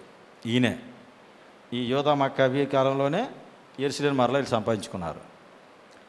సంపాదించుకొని అప్పటికే అంత్యోక్య ఎపిఫానీస్ దీన్ని బాగా అపవిత్రపరిచాడు కదా, దీన్ని మళ్ళీ పరిశుద్ధపరచుకొని ఆలయ ప్రతిష్ఠ పండుగ జరిగిస్తారు. డిసెంబర్ 25 నుంచి 8 రోజులు దీపావళి పండుగ చేస్తారు. దాన్ని దీపావళి పండుగ అన్నారు. హనుక్కా పండుగ లేదా దీపావళి పండుగ. యూదులు 8 రోజులు పండుగ చేస్తారు దాన్ని. మరలా వాళ్ళ మందిరం వాళ్ళకి వచ్చినందుకు ఆనందోత్సవాలతో 8 దినాల పండుగ. అది డిసెంబర్ 25 జరిగింది ప్రారంభం. దాన్ని హనుక్కా పండుగ అని కూడా అంటారు. యోహాను సువార్త 10వ అధ్యాయంలో యేసుప్రభు వారు ఆలయ ప్రతిష్ఠ పండుగకి వెళ్ళిట్టు ఉంటుంది అక్కడ. ఈ పండుగ అది. అప్పటి నుంచి వీళ్ళు ఆలయ ప్రతిష్ఠ పండుగ చేయడం అలవాటు చేసుకున్నారు యూదులు. ఇది యోధా మక్కాబీ తాలూకా కాలంలో వీళ్ళు సంపాదించుకున్నారు. ఆ తర్వాత ఈయన యుద్ధంలో చనిపోతాడు. యోధా చనిపోయిన తర్వాత మరలా ఈయన సహోదరుడు తర్వాత ఎవరున్నారు యోధా తర్వాత? యోనాతాను, అంతే కదండి. యోధా తర్వాత యోనాతాను రాజు అవుతాడు. యోనాతాను అంటే అప్పుడే రాజావుడు. ఈయన ఎప్పుడైతే వాళ్ళ సహోదరుడు చచ్చిపోయాడో ఈయన అరణ్యాలు పారిపోతాడు. ఈయన కూడా సైన్యాన్ని పట్టుకొని. వీళ్ళ దగ్గర ఆయుధాలు ఏం పెద్ద ఉండవు. కొన్నాళ్ళు అలాగ అరణ్యంలో ఉండి రాజకీయ ఒప్పందాలు చేసుకుంటాడు. రోమ్ వారితోనూ, ఈ స్పార్టా అనేక ఉంటుంది, ఈ స్పార్టా వారితోనూ రాజకీయ ఒప్పందాలు చేసుకుని ఆ రోమా ప్రభుత్వంలో 2 వంచకులు ఆ అధికారి మీద తిరుగుబాటు చేసి పోటీ చేస్తారు. అందులో ఎవరు విజేత అయ్యాడో వాళ్ళకి సపోర్ట్ చేశాడు ఈయన యోనాతాను. దానివల్ల ఏమైంది? వాళ్ళకి ప్లస్ అయింది. ఇప్పుడు ఈయన ఎప్పుడైతే అలా ప్లస్ అయ్యాడో ఈ యోనాతాను ఇప్పుడు రాజకీయ సపోర్ట్ ఎప్పుడైతే తీసుకున్నాడో మరలా వాళ్ళ తాలూకా వాళ్ళ అన్న ఉన్నప్పుడు ఉన్నాడు కదా, యోధా కాలంలో ఉన్నప్పుడు అంటే స్థలాన్ని మళ్ళీ వాళ్ళ తాలూకా దేశాన్ని మళ్ళీ సంపాదించుకున్నాడు. అంటే ఇప్పుడు యోధా తర్వాత ఇప్పుడు యోనాతాను ఏమయ్యాడంటే ప్రధాన యాజకుడు, రాజు. యూదులకు ప్రధాన యాజకుడు ఎవరంటే యోనాతాను, రాజు ఎవరంటే యోనాతాను. ప్రధాన యాజకులే వాళ్ళకి రాజులు. ఈ కాలంలో రాజులు ప్రధాన యాజకులు ఒక్కరే వీళ్ళు. అంత పవర్స్ ఉన్నాయన్నమాట ప్రధాన యాజకులకి. ఇది యోనాతాను కాలంలో జరిగినటువంటి స్టోరీ. ముందు పారిపోయాడు కానీ తర్వాత సైనిక బలాన్ని సమకూర్చుకొని రాజకీయ చతుర్థి ద్వారా ఈ మొత్తం మీద విజేతకి ఎప్పుడైతే మద్దతు ఇచ్చాడో ఆటోమేటిక్గా ఈయన ఫేమస్ అయిపోయాడు. అప్పుడు వీళ్ళ సహోదరుడు ఉన్నాడు చూసి ఆయన తర్వాత పేరు ఎవరు? సీమోను. ఆయనకి ఈ ఫిలిస్తీ ప్రాంతం ఉంది కదా, ఇది ఫిలిస్తీ కదా, ఈ ప్రాంతంలో గవర్నర్గా ఇచ్చాడు. వాళ్ళ సహోదరుడినేమో గవర్నర్గా అపాయింట్ చేశాడు. ఆయన మాత్రం యోధా మీద రాజుగా ఉన్నాడు. ఇది యోనాతాన్. ఇక నెక్స్ట్ సీమోను. సీమోను క్రీస్తుపూర్వం 143 నుంచి 135, 143 నుంచి 135 ఆ ప్రాంతంలో ఆ కాలంలో జీవించాడు. ఈయన మత్తతి కుమారులు, ఈయన కూడా ఒకడు. మొదటి యోధా యోనాతానికి ఇతను సహోదరుడు, తర్వాత వచ్చినవాడు. ఒక విధంగా చెప్పాలంటే మత్తతి కుమారులు ఆఖరివాడు. 5గురిలో మత్తతికి 2 యుద్ధంలో చనిపోయారు, 2 పదవులు చేశారు. ఈయన 5వాడు అనమాట. ఈయన వయసులో పెద్దోడే. ఈ సీమన్ అన్నవాడు పెద్ద వయసు అంట. వివేకంగా పరిపాలించేవాడంట. మనకు ఒక ప్రవక్త లాంటోడిన యూదులు అంతా బాగా ఆయన అంగీకరించేవారంట. అంతగా ఫేమస్ అయ్యాడు ఆయన. నెక్స్ట్ ఆస్మోనియలు వస్తుంది కదా, ఆ వంశం ఈయన నుంచే ఆ పేరు వచ్చిందని, ఆస్మోనియల్ అని పేరు ఈయన వంశం నుంచి వచ్చిందని రాశారు. అయితే ఈయనకు ఒక అల్లుడు ఉన్నాడు. ఆయన దురాస్పరుడు.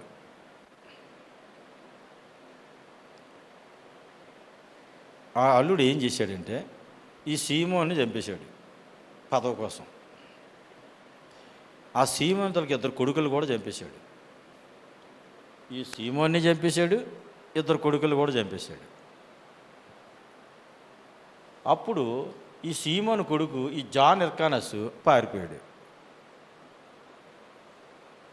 ఈ పారిపోవడానికి అరణ్యాలు బాగా ఉన్నాయి యూదయ దేశంలో.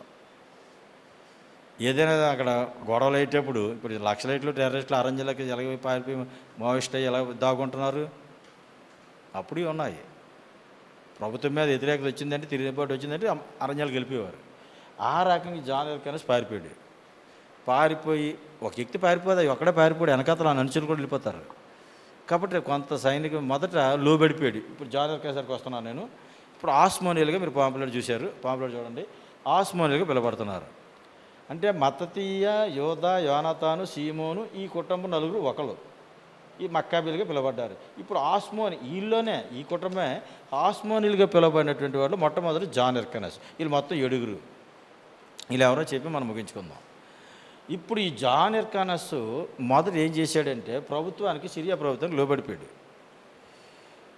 లోబడిపోయి సైనిక బలాన్ని ఇతను పెంచుకున్న తర్వాత రాజకీయ ఒప్పందాలు అవి చేసుకుని ఈ రాజకీయ చతురత ద్వారా మొత్తం మీద ఈ మరలా ఏం చేశాడంటే మొత్తం ఈ భూభాగాన్ని సంపాదించాడు. అలా సీమోను, ఆ యోనాతాను, యోధా ఉన్నప్పుడు వాళ్ళకు వచ్చినటువంటి ఆ భూభాగాలన్నీ మళ్ళీ సంపాదించాడు. అంతేకాకన్నా ఈ జాన్ ఎర్కానస్ చేసినటువంటి పనులు మనకి ఇంకేం కనబడతాయి అంటే, చూసారా, గిరిజీం పర్వతం మీద ఒక మదిని కట్టారు వాళ్ళు. గిరిజీం పర్వతం అంటే ఇది సమరయ. ఈ సమరయలో గిరిజీం పర్వతం మీద ఒక మదిని కట్టారు సమరయులు. దాన్ని ధ్వంసం చేసాడు. యెరూషలేము మందిరం ఒకటే ఉండాలి, అదే పవిత్రమైంది, అది ఒకటే మనకు ఒక మందిరమే, 2వ మందిరం ఉండకూడదని, అదే అపవిత్ర దిగరారని దాన్ని ధ్వంసం చేశాడు.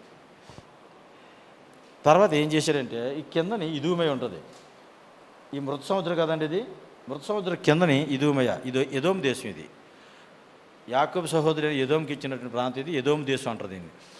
ఇదే ఇదుమయ, కొత్త నిబంధనలు ఇదుమయ అని పిలబడుతుంది.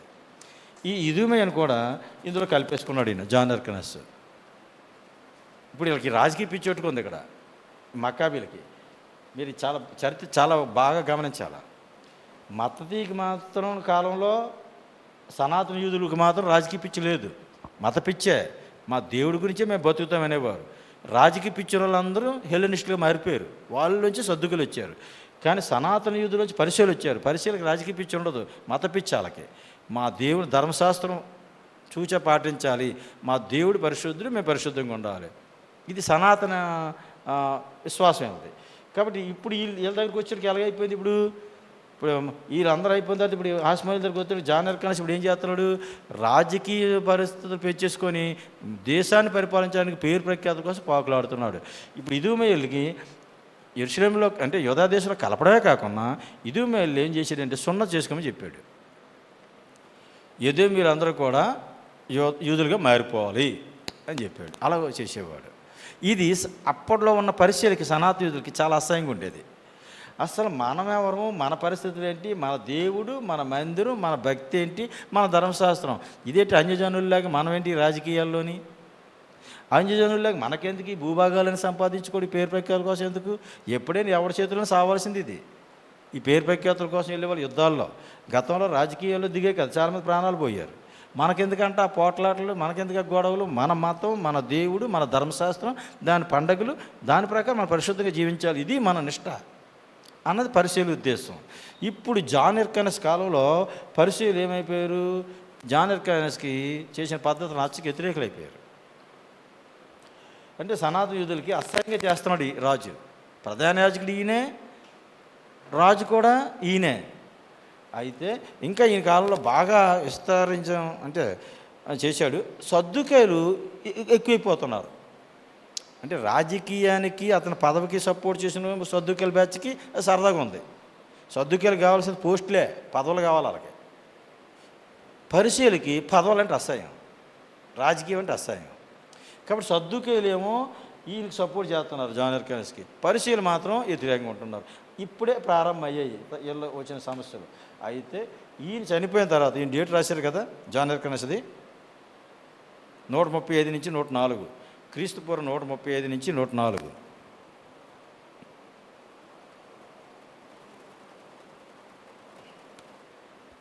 ఇప్పుడు జాన్ ఎర్కనస్ ఎప్పుడైతే సంపూర్ణంగా హెలెనిస్ట్గా మారిపోయాడో ఈయన చనిపోయిన తర్వాత ఈయన పిల్లలు కూడా అలాగే తయారయ్యారు. ఈయన పిల్లల్లో ఫస్ట్ ఎవరు ఉన్నారు ఇక్కడ?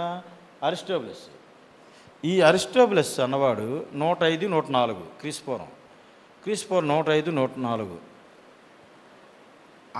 ఆ సంవత్సరంలోనే ఈయన చేశాడు. ఈయన అసలు పేరు యోధా. ఈ అరిస్టాబులస్ అసలు పేరు యోధా. యోధా పేరు మార్చేసుకుని గ్రీక్ పేరు పెట్టుకున్నాడు. ఇప్పుడు అన్యజనులు పేర్లు మార్చేసుకుని క్రైస్తవ పేర్లు పెట్టుకుంటారు ఎవరైనా దేవుళ్ళకి వస్తే. కానీ ఇలా అలాగ కాదు, యూదులుగా పుట్టి యూదా పేర్లు గ్రీక్ పేర్లుగా మార్చేసుకునేవారు. అలాగే అరిస్టాబులస్ యోధా పెట్టుకుంటే అలెగ్జాండర్ ఎన్ఎస్ కూడా మార్చేసుకున్నాడు. ఈయన పేరు యోనాథాన్. యోనాథాన్ పేరునేమో అలెగ్జాండర్ ఎన్ఎస్గా మార్చేసుకున్నాడు. యోధా పేరేమో అరిస్టోబులస్గా అలా మార్చేసుకున్నాడు. ఓకే. అయితే వీళ్ళు ఎవరు ఇంతకీ మద్దతుకి ఏమవుతారు వీళ్ళు? ఇప్పుడు అరిస్టోబులస్ను అలెగ్జాండర్ ఎన్ఎస్. ఫస్ట్ అరిస్టోబులస్ చూద్దాం. ఫస్ట్ మద్దతుకి ఏమవుతాడు ఈయన? ఇదంతా కష్టపడి యుద్ధాలు చేసి ప్రాణాలు అర్పించిన వాడు, త్యాగం చేసిన వాడు మద్దతయ్య. వీళ్ళ రాజ్యం కోసం, వీళ్ళ దేశం కోసం, వీళ్ళ మందిరం కోసం, దేవుడి కోసం పోరాడి ప్రాణాలు ఇచ్చిన వాళ్ళు వీళ్ళు కష్టపడ్డారు. ఇప్పుడు వీళ్ళు ఏం చేశారు? రాజకీయాల ఒప్పందాలు కుదిర్చేసుకొని పదవుల కోసం పోటలు వీళ్ళు చంపుకుంటున్నారు. ఇప్పుడు ఇంతవరకు శత్రువులు చంపుకొచ్చేవారు, ఇప్పుడు చూడండి వీళ్ళే చంపుకుంటారు. ఇప్పుడు రాజకీయ అంత తీసుకెళ్ళిపోతుంది అన్నమాట. ఇప్పుడు ఈ అరిస్టోబులస్ ఎప్పుడైతే రాజు అయ్యాడో వీళ్ళ తాలూకా ఎర్కనస్ కొడుకులందరినీ చంపేశాడు. వీడు నేను అక్కడి నుంచి నేనే రాజు అవుతాను కదా, ప్రధాన యాజకి నేనే, రాజు నేనే. వీళ్ళ సహోదరులందరూ చంపేశాడు. చంపేస్తే ఈయన మిగిలాడు. తప్పించుకున్నాడు ఎక్కడో. ఈ అరిస్టోబులస్ ఎవరు? అలెగ్జాండర్ ఎన్ఎస్ మిగిలాడు. ఇప్పుడు అలెగ్జాండర్ ఎన్ఎస్ మిగిలిన తర్వాత ఇతడు మత్తతీకి మనవడు. ఈయన కూడా అరిస్టోబులస్ కూడా మత్తతీకి మనవడు అవుతాడు. ఈయన కూడా మత్తతీకి మనవడే. జాన్ ఎర్కనస్ కొడుకులు వీళ్ళు. ఆ పైన జాన్ ఎర్కనస్కి కుమారులు అవుతారు. మొదటి కుమారుడు అరిస్టోబులస్, రెండో కుమారుడు అలెగ్జాండర్ ఎన్ఎస్. అలెగ్జాండర్ ఎన్ఎస్ పరిపాలన 104 నుంచి 78, క్రీస్తుపూర్వం 104 నుంచి 78.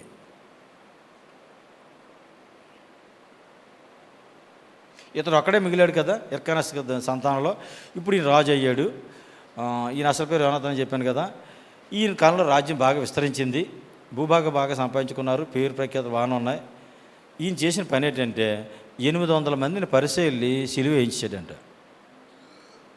800 మంది సనాతన యూదులైన పరిసయ్యుల్ని సిలువేసి చంపించాడు ఈ అలెగ్జాండర్ ఎన్ఎస్. మీకు ముందే చెప్పాను, మొదటి సిరియావారితో పోట్లాడేవారు వీళ్ళ రాజకీయాల కోసం, వీళ్ళ పదవుల కోసం. ఇప్పుడు వీళ్ళే పోట్లాడుకుంటున్నారు.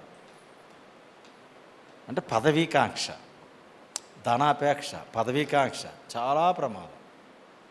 మనకిచ్చిన దాంతో తృప్తి పడితే మనకు పర్వాలేదు. మనం ధనం సంపాదించాలని పరిగెట్టాము, అదే నీ గురి అన్నాడు. పౌలు రాసిన పత్రికలో కూడా అదే చెప్తాడు, తిమోతి ధనాపేక్షకు దూరంగా ఉండు, విగ్రహారాధనకు దూరంగా ఉండు. దానివల్ల తామే చాలామంది చంపుకున్నారు, ఒకళ్ళొకరు చంపుకున్నారు. కాబట్టి విగ్రహారాధన అన్నది, ధనాపేక్ష అన్నది, లంచగొడితనం అన్నది ఎప్పుడైనా ప్రమాదమే. అక్రమ జీవితాలు, అన్యాయంగా సంపాదించడం అన్నది ఎప్పుడైనా ప్రమాదమే. బైబిల్ బోధ అది. నీతిగా దేవుడు నీకు ఏమి ఇచ్చాడు దాన్ని దేవుడి దగ్గర పెట్టు. నీకు ఎంత వద్దలు చేయాలో దేవుడు అంత వద్దలు చేస్తాడు. అంతకన్నా ఎక్కువగా వద్దలు చేస్తే నువ్వే పడైపోతావు. అందుకే నీకు అంతకన్నా ఎక్కువ ఇవ్వడు, నీకు ఎంత ఇవ్వాలి అంతే ఇస్తాడు. నువ్వు లాల చూసి ఇలా చూసి ఇంకా ఎక్కువ సంపాదించే ప్రయత్నం చేసావు అనుకో, మొదటికే నాశనం అయిపోతావు. మొదటికే పునాదులు పోతాయి. అలా జీవితాలు ఎన్నో అనుభవించిన వాళ్ళు ఉన్నాం. అందులో అనిపించి నేను దేవుళ్ళ రాకముందు నాకు అనుభవం అలా తగిలింది. ఇప్పుడు కూడా అలాగే ఎంతోమంది ఇబ్బంది పడిన వాళ్ళు ఉన్నారు. కాబట్టి దేవుడు మనకి ఇచ్చిన దైవ జ్ఞానాన్ని బట్టి మనం ఇచ్చిన దాన్ని బట్టి ఇప్పుడు సంతృప్తి పడుతున్నాం, ధనాపేక్ష లేకుండా. ఓకే, ఇప్పుడు ఈ చేసిన మిస్టేక్లు అవే. కష్టపడి పాపం దేశాన్ని సంపాదించుకున్నారు, మందిరాన్ని సంపాదించుకున్నారు, అన్నీ సంపాదించుకున్నారు. వాళ్ళ పితరులు బాగానే, తాతలు వాళ్ళ పితరులు బాగానే చేశారు. కానీ ఇప్పుడు అలెగ్జాండర్ ఎన్నెస్ సనాతన యూదులు అయిన వాళ్ళు, అసలు ఆ సనాతన యూదుని వల్లే మందిరం నిలబడ్డది వీళ్ళకి, ఆ సనాతన యూదుని వల్లే వాళ్ళకి దేశం నిలబడ్డది. ఆ సనాతన యూదులనే చంపేసించాడు అలెగ్జాండర్ ఎన్నెస్. ఓకే, అయితే తర్వాత ఎవరున్నారో చూడండి. ఇంకా మనం ముగింపులోకి వెళ్ళిపోతున్నాం. తర్వాత ఎవరున్నారో చూడండి. సలోమి అలెగ్జాండ్రా, ఈమె లేడీ సలోమి అలెగ్జాండ్రా. ఈమె 78 నుంచి 68, క్రీస్తుపూర్వం 78 నుంచి 68 మధ్యలో జీవించింది ఆ పరిపాలన. ఈమె ఎవరంటే మొదట అరిస్టోబులస్ భార్య, ఈ రెండో వాడైన అరిస్టోబులస్ భార్య. తర్వాత ఆయన చనిపోయి ఈయన చేసుకుంది అలెగ్జాండర్ ఎన్నెస్ని. అంటే ఈ సలోమి అలెగ్జాండర్ తనకు భర్తలు వీళ్ళిద్దరు కూడా, మొదటి భర్త ఈయన, రెండో భర్త ఈయన. ఈమె చాలా మంచిదే ఈవిడ క్యారెక్టర్. ఈ సలోమి అలెగ్జాండరు వృద్ధాప్యలో ఈ రాణి అయ్యింది. 70 సంవత్సరాల వయసులో రాణి అయింది ఈమె. ఇప్పుడు ఈవిడికి 2 పిల్లలు. సలోమి అలెగ్జాండర్ 4వ పాయింట్ చూసారా బోర్డు మీద, సలోమి అలెగ్జాండర్కి 2 పిల్లలు పుట్టారు, ఇర్కానస్, అరిస్టోబులస్. అంటే ఆల్రెడీ ఒక ఇర్కానస్ ఉన్నాడు కనుక ఇర్కానస్ 2 అని పెట్టుకున్నాం. అరిస్టోబులస్ కూడా ముందు ఉన్నాడు కదా, అందుకని అరిస్టోబులస్ 2. అంటే ఇర్కానస్ 2, అరిస్టోబులస్ 2 ఎవరంటే సలోమి అలెగ్జాండర్ పిల్లలు.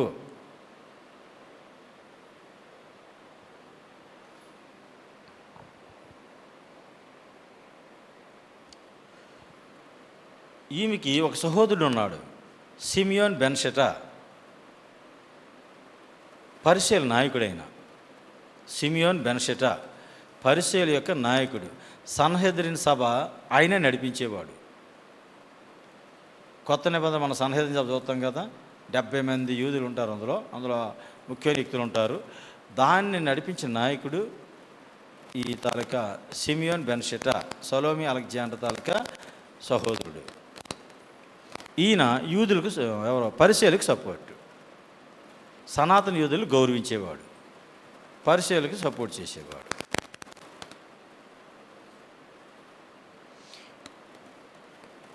అయితే ఇక్కడ ఏం జరిగిందంటే చరిత్రలో ఈ సలోమి అలెగ్జాండర్తో ఈ అలెగ్జాండర్ ఎన్నెస్ అట ఆయన చివరి రోజుల్లో మరణ పడక మీద ఉన్నప్పుడు అప్పుడు మారు మనసు పొంది ఆయన పశ్చాత్తాపడి తన భార్యతో ఏం చెప్పాడటంటే, నేను చేసిన తప్పు, నేను అవివేకత చేశాను, నువ్వు మాత్రం ఈ పరిసయ్యులను పట్టుకొని నా రాజ్యాన్ని నడిపించు, పరిసయ్యులు మాత్రం ముందు పెట్టు అని. పరిసయ్యులు 800 మంది చంపించిన తర్వాత పశ్చాత్తాపం వచ్చింది దీనికి చివరి రోజుల్లో. అప్పుడు ఈ అలెగ్జాండర్ ఎన్నెస్ ఎప్పుడైతే ఆ మాటలు చెప్పాడో ఇప్పుడు సలోమి అలెగ్జాండర్ అందుకే పరిసయ్యులకు సపోర్ట్ చేసేది. అందుకే పరిసయ్యులకు నాయకుడిగా సహోదరుని పెట్టింది. తర్వాత ఈ పరిసయ్యులు అంటే ఈ తలగా ఫేవర్గానే ఉండేది ఈమె సలోమి అలెగ్జాండర్. ఇప్పుడు సద్దూకయ్యులు రక్తం చిందించబడ్డది. మొదటిసారి సద్దూకయ్యుల వల్ల పరిసయ్యులు చచ్చిపోయారు, ఇప్పుడు పరిసయ్యుల వల్ల సద్దూకయ్యులు చచ్చిపోతున్నారు. అంటే ఇప్పుడు వీళ్ళే పోట్లాడుకుంటున్నారు. మీకు ఇది చదువుతుంటే ఏది గుర్తొస్తుంది చరిత్రలో? అమ్మా? రాజులు, ఇశ్రాయేల్ రాజులు, యోధా రాజులు. ఇశ్రాయేల్ రాజులు, యోధా రాజులు ఇలాగే కాదు, వీళ్ళు పదవుల కోసం ఒకనోడు కొడుకు తెచ్చేవారు. ఇశ్రాయేల్ రాజుల్లో ఒకనోడు చంపుకుని కదా వచ్చేవాడు రాజ్యం. ఇశ్రాయేల్ రాజులు, యోధా రాజులు, అలాగే ఇశ్రాయేల్ రాజుల్లోని ఇశ్రాయేల్ రాజులే పదవుల కోసం పోట్లాడుకుని చివరికి ఏమైపోయారు? ఇశ్రాయేల్ రాజులు ఏమో అశ్షూరు చేరబోయారు, యోధా రాజులు ఏమో బబులోను చేరబోయారు. ఎప్పుడు కూడా ఒక కుటుంబంలో కానీ, ఒక మతంలో కానీ, లేదా ఒక నాయకత్వంలో, ఒక పార్టీలో కానీ వాళ్ళ అంతర్యుద్ధాలు ఎప్పుడైతే జరిగాయో అది నాశనానికే దారి తీస్తుందని అర్థం, నో డౌట్. కాబట్టి ఐక్యత, ఆత్మ కలిగించిన ఐక్యత కాపాడుకోమని చెప్తాడు ఎఫెసీ పత్రిక 4:1. ఐక్యత కానీ చెడిపోయిందా కొద్ది ముందు వెనకే, ముందు ఆడవుతాడు, తర్వాత మనమే అవుతాం, వెనకే ముందు అవుతాం, మొత్తం మీద పోతారు. అదే జరిగింది చరిత్రలో. ఇశ్రాయేల్ రాజులు పోయారు, వాళ్ళ రాజ్యం పోయింది. యోధా రాజులు పోయారు, వాళ్ళ రాజ్యం పోయింది. ఇప్పుడు అదే పని చేస్తున్నారు వీళ్ళు కూడా. అందుకే ధర్మశాస్త్రం తెలియాలి, అందుకే చరిత్ర తెలియాలి పిల్లలకి. చరిత్రలు ఇలాంటి పనులు చేసిన వాళ్ళు అందరూ నాశనం అయిపోయారు. కాబట్టి మనం అలాంటి మార్గాల్లో వెళ్ళకూడదు. ఒకసారి సంఖ్యాకాండ 25 అధ్యాయంలో మోయాబు స్త్రీలతో వ్యభిచారం చేసినట్టుగా 25,000 మంది అక్కడ చనిపోయినట్టుగా కొరింథీ పత్రికలో పౌలు రాశాడు. ఓ కొరింథీలారా, ఒకప్పుడు ఇశ్రాయేలు ఎలాంటి పనులే చేశారు. అరణ్యంలో ఉన్నప్పుడు వాళ్ళు మోయాబు స్త్రీలతో, మిద్యాను స్త్రీలతో వ్యభిచారం చేసి దేవుడు కోపం పుట్టించి ఆ తెగులు వల్ల 25,000 మంది చచ్చిపోయారు. దూడబొమ్మను చేసుకొని విగ్రహారాధన చేసి నిర్గమకాండ 32 అధ్యాయంలో అనేకులు చనిపోయారు. కాబట్టి అలాంటి జోలికి మీరు వెళ్ళకండి ఓ కొరింథీలారా అని కొరింథీ పత్రిక 10వ అధ్యాయంలో పౌలు రాశాడు ఆ విషయాలు. అంటే పిల్లలకి చరిత్ర తెలియచేయాలి. దేవుడికి విరోధమైన కార్యాలు మనం చేయకూడదు. అది ఏదో రోజు నాశనం చేస్తాడు, దేవుడు శిక్షించేస్తాడు. దేవుడు పాపానికి ఏదో ఒక రోజు శిక్ష మాత్రం వేస్తాడు. పాపాన్ని దేవుడు సహించడు, ఒప్పుకోడు.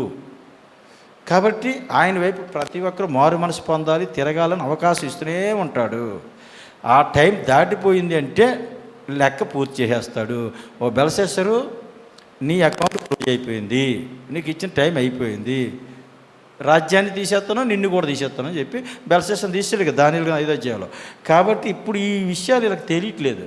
అందువల్ల ఈ నీళ్ళు గురించి ఆడుకుని చివరికి రోమాకి అప్పగించేస్తారు ఇప్పుడు ప్రభుత్వాన్ని. ఇప్పుడు ఏమవుతున్నాడు?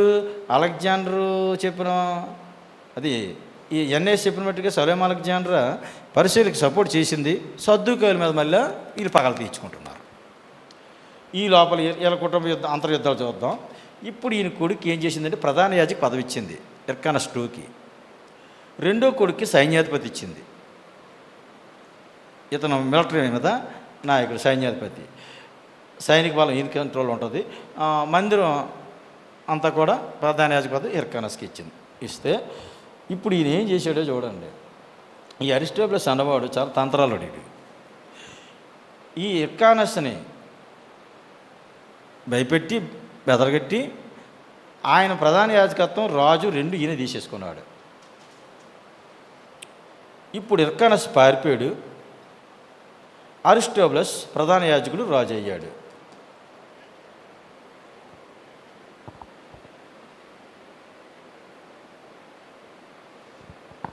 మీకు అర్థమైంది అనుకుంటా, మళ్ళీ చెప్తున్నాను. సొలొమోను అలెగ్జాండర్కి 2 పిల్లలు, ఎర్కానస్ 2, అరిస్టోబులస్ 2.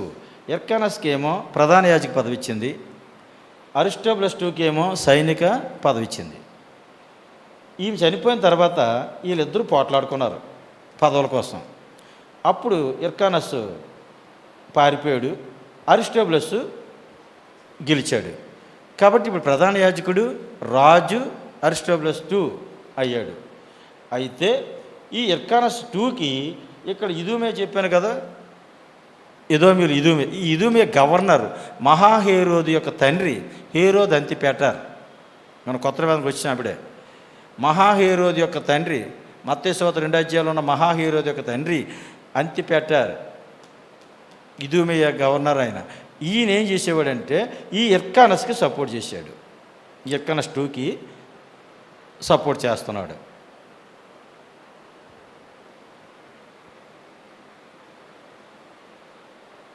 ఆయన పేరు అంతిపేటర్, మహాహేరోదు యొక్క తండ్రి. ఇప్పుడు సపోర్ట్ చేస్తున్నాడు కానీ ఇంక రాజు అవ్వలేదు. ఈయనే ఉన్నాడు రాజుగా, అరిస్టోబులస్సే ఉన్నాడు, అరిస్టోబులస్ 2 ఉన్నాడు రాజుగా, ప్రధాన యాజకుడుగా. ఇప్పుడు ఏం జరిగిందంటే రోము నుంచి పాంపే వచ్చాడు. రోమా సైన్యాధిపతి, క్రీస్తుపూర్వం 63లో పాంపే ఆయన పేరు. ఆయన ఇప్పుడు ఇవన్నీ జయించుకుంటూ యెరూషలేము మీదకి వస్తున్నాడు, యూదయ దేశం మీదకి. ఆయనకి రోమా ప్రభుత్వం ఈ మధ్యధరా సముద్రం మీద దోపిడీగాళ్ళు అందరిని అరికట్టడం ఇదంతా కూడా బాధ్యత అప్పగించారంట. ఆయన ఒక్కొక్కరు జయించుకుంటూ వస్తుంటే ఈ తాలూకా యెరూషలేము మీదకి వచ్చాడు. వచ్చేసరికి యెరూషలేములో ఎవరున్నారు? అరిస్టోబులస్ II ఉన్నాడు రాజుగా. ఇప్పుడు అరిస్టోబులస్ II ఈ పాంపే మీద తిరుగుబాటు చేస్తున్నాడనే ఉద్దేశంతో ఈ అరిస్టోబులస్ IIని ఈ రోమన్ సైన్యాధిపతి అయిన పాంపే యెరూషలేం ప్రాకారాన్ని పడగొట్టి మందిరాన్ని మాత్రం పాడు చేయలేదు, కానీ ఆయన దేవునిలోకి వెళ్ళలేదు, కానీ ప్రాకారాన్ని అయితే పాడు చేశారు. కొంతమంది అయితే చంపేశారు, అందుకు కొన్ని వేల మందిని. మొత్తం మీద అరిస్టోబులస్ IIని పట్టుకొని మధ్యధరా సముద్రం గుండా కొంతమంది ఖైదీలు తీసుకొని కొంతమంది యూదులను పట్టుకొని రోముకి తీసుకుపోతున్నాడు. మీకు అపోస్తుల కార్యాలు 18వ అధ్యాయంలో రోము విడిచి క్లౌదియా చక్రవర్తి కాలంలో యూదులు మరలా వచ్చేసారని ఉంటుంది. ఎప్పుడు వెళ్ళారు వాళ్ళు రోమ్ అంటే ఈ కాలంలోనే. అరిస్టోబులస్ II కాలంలో యూదుల్ని చెరకు తీసుకుపోయారు ఈ రోమియోలు. అప్పటి నుంచి రోములో వాళ్ళకు ఒక కాలనీలో ఉండి యూదులు అంతా అక్కడ ఉండేవారు. వీళ్ళు ఎక్కడున్నా గొడవలే కదా, అక్కడ ప్రభుత్వం మీద వీళ్ళు తిరుగుబాటు చేశారు కైసరు క్లౌదియా చక్రవర్తి కాలంలో. అందుకే వాళ్ళు తిరిగి మళ్ళీ పంపించేశాడు. ఓకే, ఇప్పుడు అరిస్టోబులస్ II ఎప్పుడైతే ఈ రోమ్కి వెళ్ళిపోతున్నాడో, ఈ ఖైదీకి వెళ్ళిపోతున్నాడో కొంతమందితో, అప్పుడు ఈ పాంపే ఎవరు పెట్టాడంటే మళ్ళీ ఈయన్నే పెట్టాడు రాజుగా. ఎవరిని? హెర్కనస్ IIని. ఈయనకి ఇదుమే గవర్నర్ కూడా సపోర్ట్ ఉన్నాడు.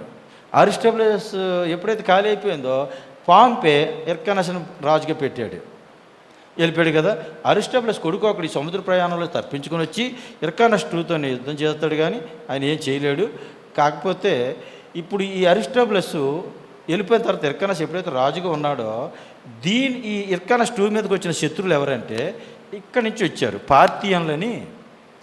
టైగ్రిస్ నది యువతలు ఉంటారు పార్థియన్లని. వాళ్ళు మహాబలవంతులు. వీళ్ళని ఎవరు జయించలేకపోయేవారంట అంతకుముందు రాజులు ఎవరు కూడా. వీళ్ళు వెళ్ళి యెరూషలేములో ఉన్నటువంటి ఈ హెర్కనస్ IIని చంపేసి ఈ రాజుని ఓడించి పార్థియన్లు ప్రభుత్వం స్థాపించి ఈ అరిస్టోబులస్ కొడుకు ఒకడు ఉన్నాడు, యాంటిగోనస్, ఇతను రాజుగా పెట్టారు. ప్రభుత్వం మాత్రం పార్థియన్లది, రాజు మాత్రం మక్కాబీ అహాస్మని కాలానికి చెందిన యాంటిగోనస్. ఈయన ఆఖరవాడు, మక్కాబీల ఆఖరవాడు. ఈ యాంటిగోనస్ని ఇప్పుడు యెరూషలేం మీద రాజుగా పెట్టారు ఈ పార్థియన్లు. వీళ్ళు మాత్రం రోమ్ వెళ్ళిపోయారు, పాంపే తీసిపోయాడు. ఇప్పుడు మహాహేరోదు వస్తున్నాడు. మత్తయి సువార్త 2వ అధ్యాయంలో ఉన్న మహాహేరోదు ఈ అంతిపేటర్ కొడుకు.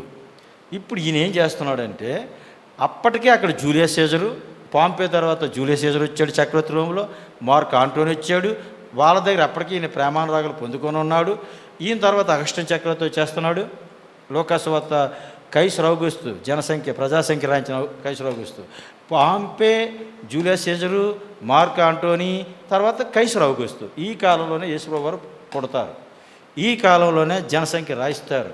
ఇక్కడ రోమాలో సెంట్రల్లో ప్రభుత్వం ఇది. ఇక్కడ స్టేట్లో ప్రభుత్వం ఏమవుతుంది? ఇంతవరకు ప్రభుత్వం యూదయాలో మక్కాబీల పరిపాలన ఉండేది. ఇప్పుడు ఈ మక్కాబీల పరిపాలన అంతమొందించి మహాహేరోదు పరిపాలన స్టార్ట్ అయింది. అందుకే కొత్త నిబంధనలో మహాహేరోదు యూదయ రాజుగాను పిలువబడతాడు. ఎలాగ ఈయనకు వచ్చింది ఈ రాజ్యం అంటే, ఈ యాంటిగోనస్ని జయించాలి అంటే పార్థియన్లు జయించాలి మహాహేరోదు. కాబట్టి మహాహేరోదు ఇదుమియా గవర్నర్ అంతిపేటర్ కొడుకు అయిన మహాహేరోదు రోముకి వెళ్ళిపోయి రోమ దగ్గర నుంచి పర్మిషన్ తెచ్చుకొని సైనిక బలాన్ని తెచ్చుకొని పార్థియులతో యుద్ధం చేసి యెరూషలేముని జయించాడు మహాహేరోదు. అప్పుడు ఈ యెరూషలేము మహాహేరోదు కంట్రోల్లోకి వచ్చింది. ఇప్పుడు ఈ యాంటిగోనస్ని ఉరిదీయించి చంపేశారు. అంటే మహాహేరోదు కంప్లీట్గా మక్కాబీల పరిపాలన ముగింపు చేశాడు. ఇప్పుడు యూదయ దేశం ఎవరి చేతిలోకి వెళ్ళిపోయింది అంటే హేరోదుల చేతిలోకి వెళ్ళిపోయింది. స్టేట్లో సెంట్రల్లో ఎవరి చేతిలో ఉందంటే రోమ్ చేతిలో ఉంది. అందుకే ఇప్పుడు మనకి ఏది నెరవేరింది? లేఖనం దానియేలు గ్రంథం 2వ అధ్యాయంలో 7వ అధ్యాయంలో చెప్పినటువంటి లాస్ట్ది 2వ అధ్యాయంలో చెప్పినటువంటి ఇనుము 7 అధ్యాయాలు చెప్పిన క్రూరమృగం ఈ రోము.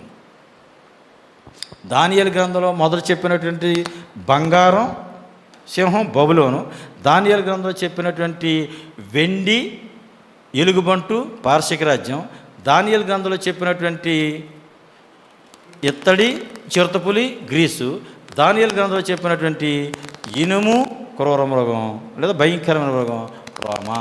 అంటే దానియేలుకి ఏదైతే చెప్పాడు ప్రపంచ భవిష్యత్తు అది అక్షరాల నెరవేరిపోయింది. దేవుని నామమున స్తోత్రం కలుగును గాక.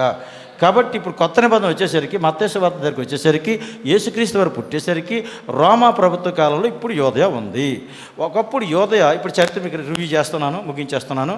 యోదయ దేశాన్ని ఇశ్రాయేల్ రాజులు యోధా రాజులు ఐక్యరాజ్యంగా పరిపాలించుకునేవారు. సౌలు, దావీదు, సొలొమోను 120 సంవత్సరాలు పరిపాలించారు. తర్వాత సొలొమోను చేసిన పొరపాటుకి రాజ్యం 2 భాగాలు అయిపోయింది. ఇశ్రాయేల్ రాజ్యం ఉత్తర రాజ్యం, దక్షిణ రాజ్యం యోదయ రాజ్యం.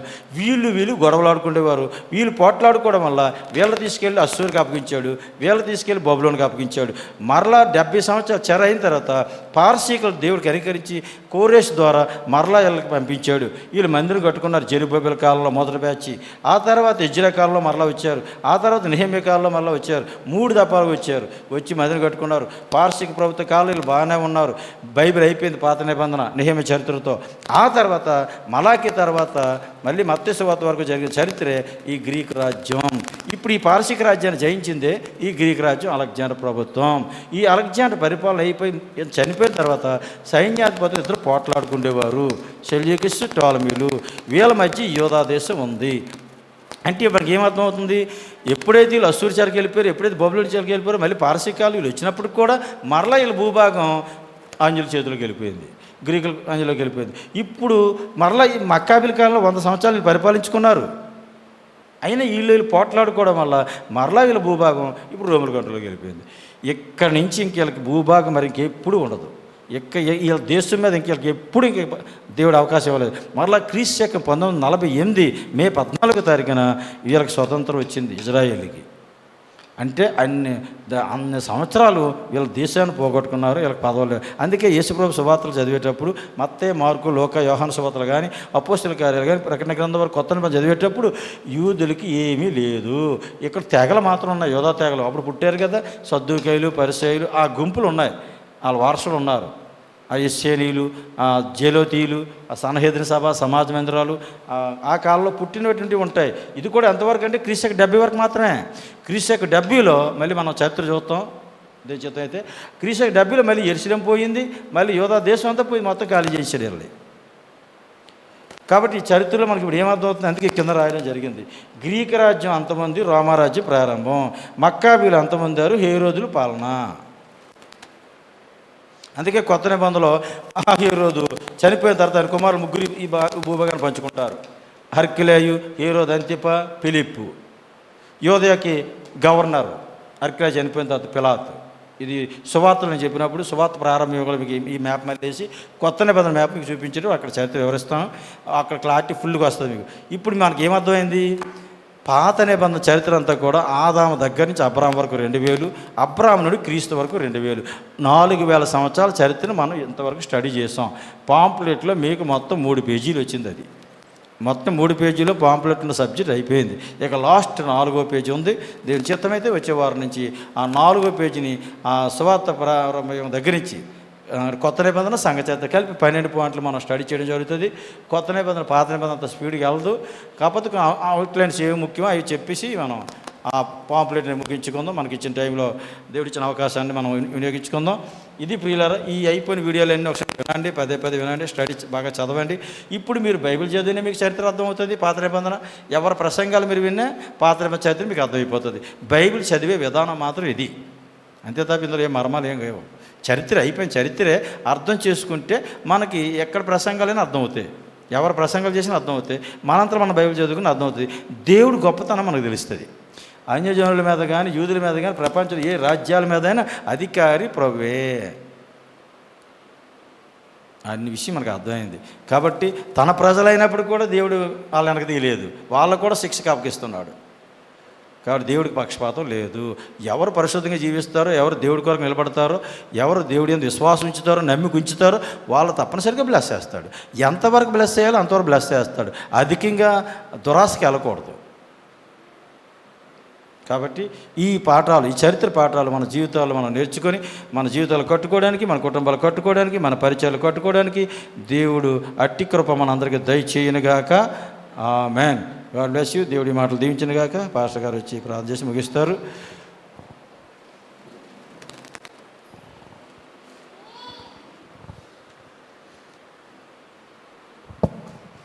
తండ్రి వందనాలు. చరిత్ర ఎంత ముఖ్యమో మేము అర్థం చేసుకుని పాఠాలు నేర్చుకుని మా కుటుంబాలు కట్టుకోవడానికి సహాయం చేయండి. ఐక్యత లోపిస్తే నాశనమే అన్నటువంటి పాఠాన్ని మేము మా హృదయంలో ముద్రించుకోవటానికి, మీకే భయపడి మీ మహిమ కొరకే జీవించడానికి మా అందరికీ సహాయం చేయండి. అయినా నీ దాసుని నీవు పుట్టించావు, రక్షించావు నాయన. ఈ యొక్క సబ్జెక్ట్ నేర్పటానికి సిద్ధపాటు కలుగు చేసావు. ఈ యొక్క సబ్జెక్ట్ని నేర్పటానికి అనేక ద్వారాలు తెరుస్తూ ఉన్నారు. మీకే మహిమ చెల్లిస్తున్నాం. నీ దాసునికి అవసరమైన కృప అంతటిని అనుగ్రహిస్తూ అనేకులను నీ పాదాల దగ్గరకు నడిపించటానికి, రక్షింపబడ్డానికి మీరు వాడుకోండి ఆయన. మరి మేము శ్రద్ధతో నేర్చుకుని అనేకులకు ఆశీర్వాదకరంగా మేము తయారవడానికి సహాయం చేయండి. మీ కుమారుడైన యేసుక్రీస్తు నామమున ప్రార్థిస్తున్నాము తండ్రి. ఆమేన్. తండ్రి ప్రేమ, కుమారుని కృప, పరిశుద్ధాత్మని సహవాసం మనందరకు ఎల్లప్పుడూ తోడై ఉండి నడిపించునుగాక. ఆమేన్. Praise God.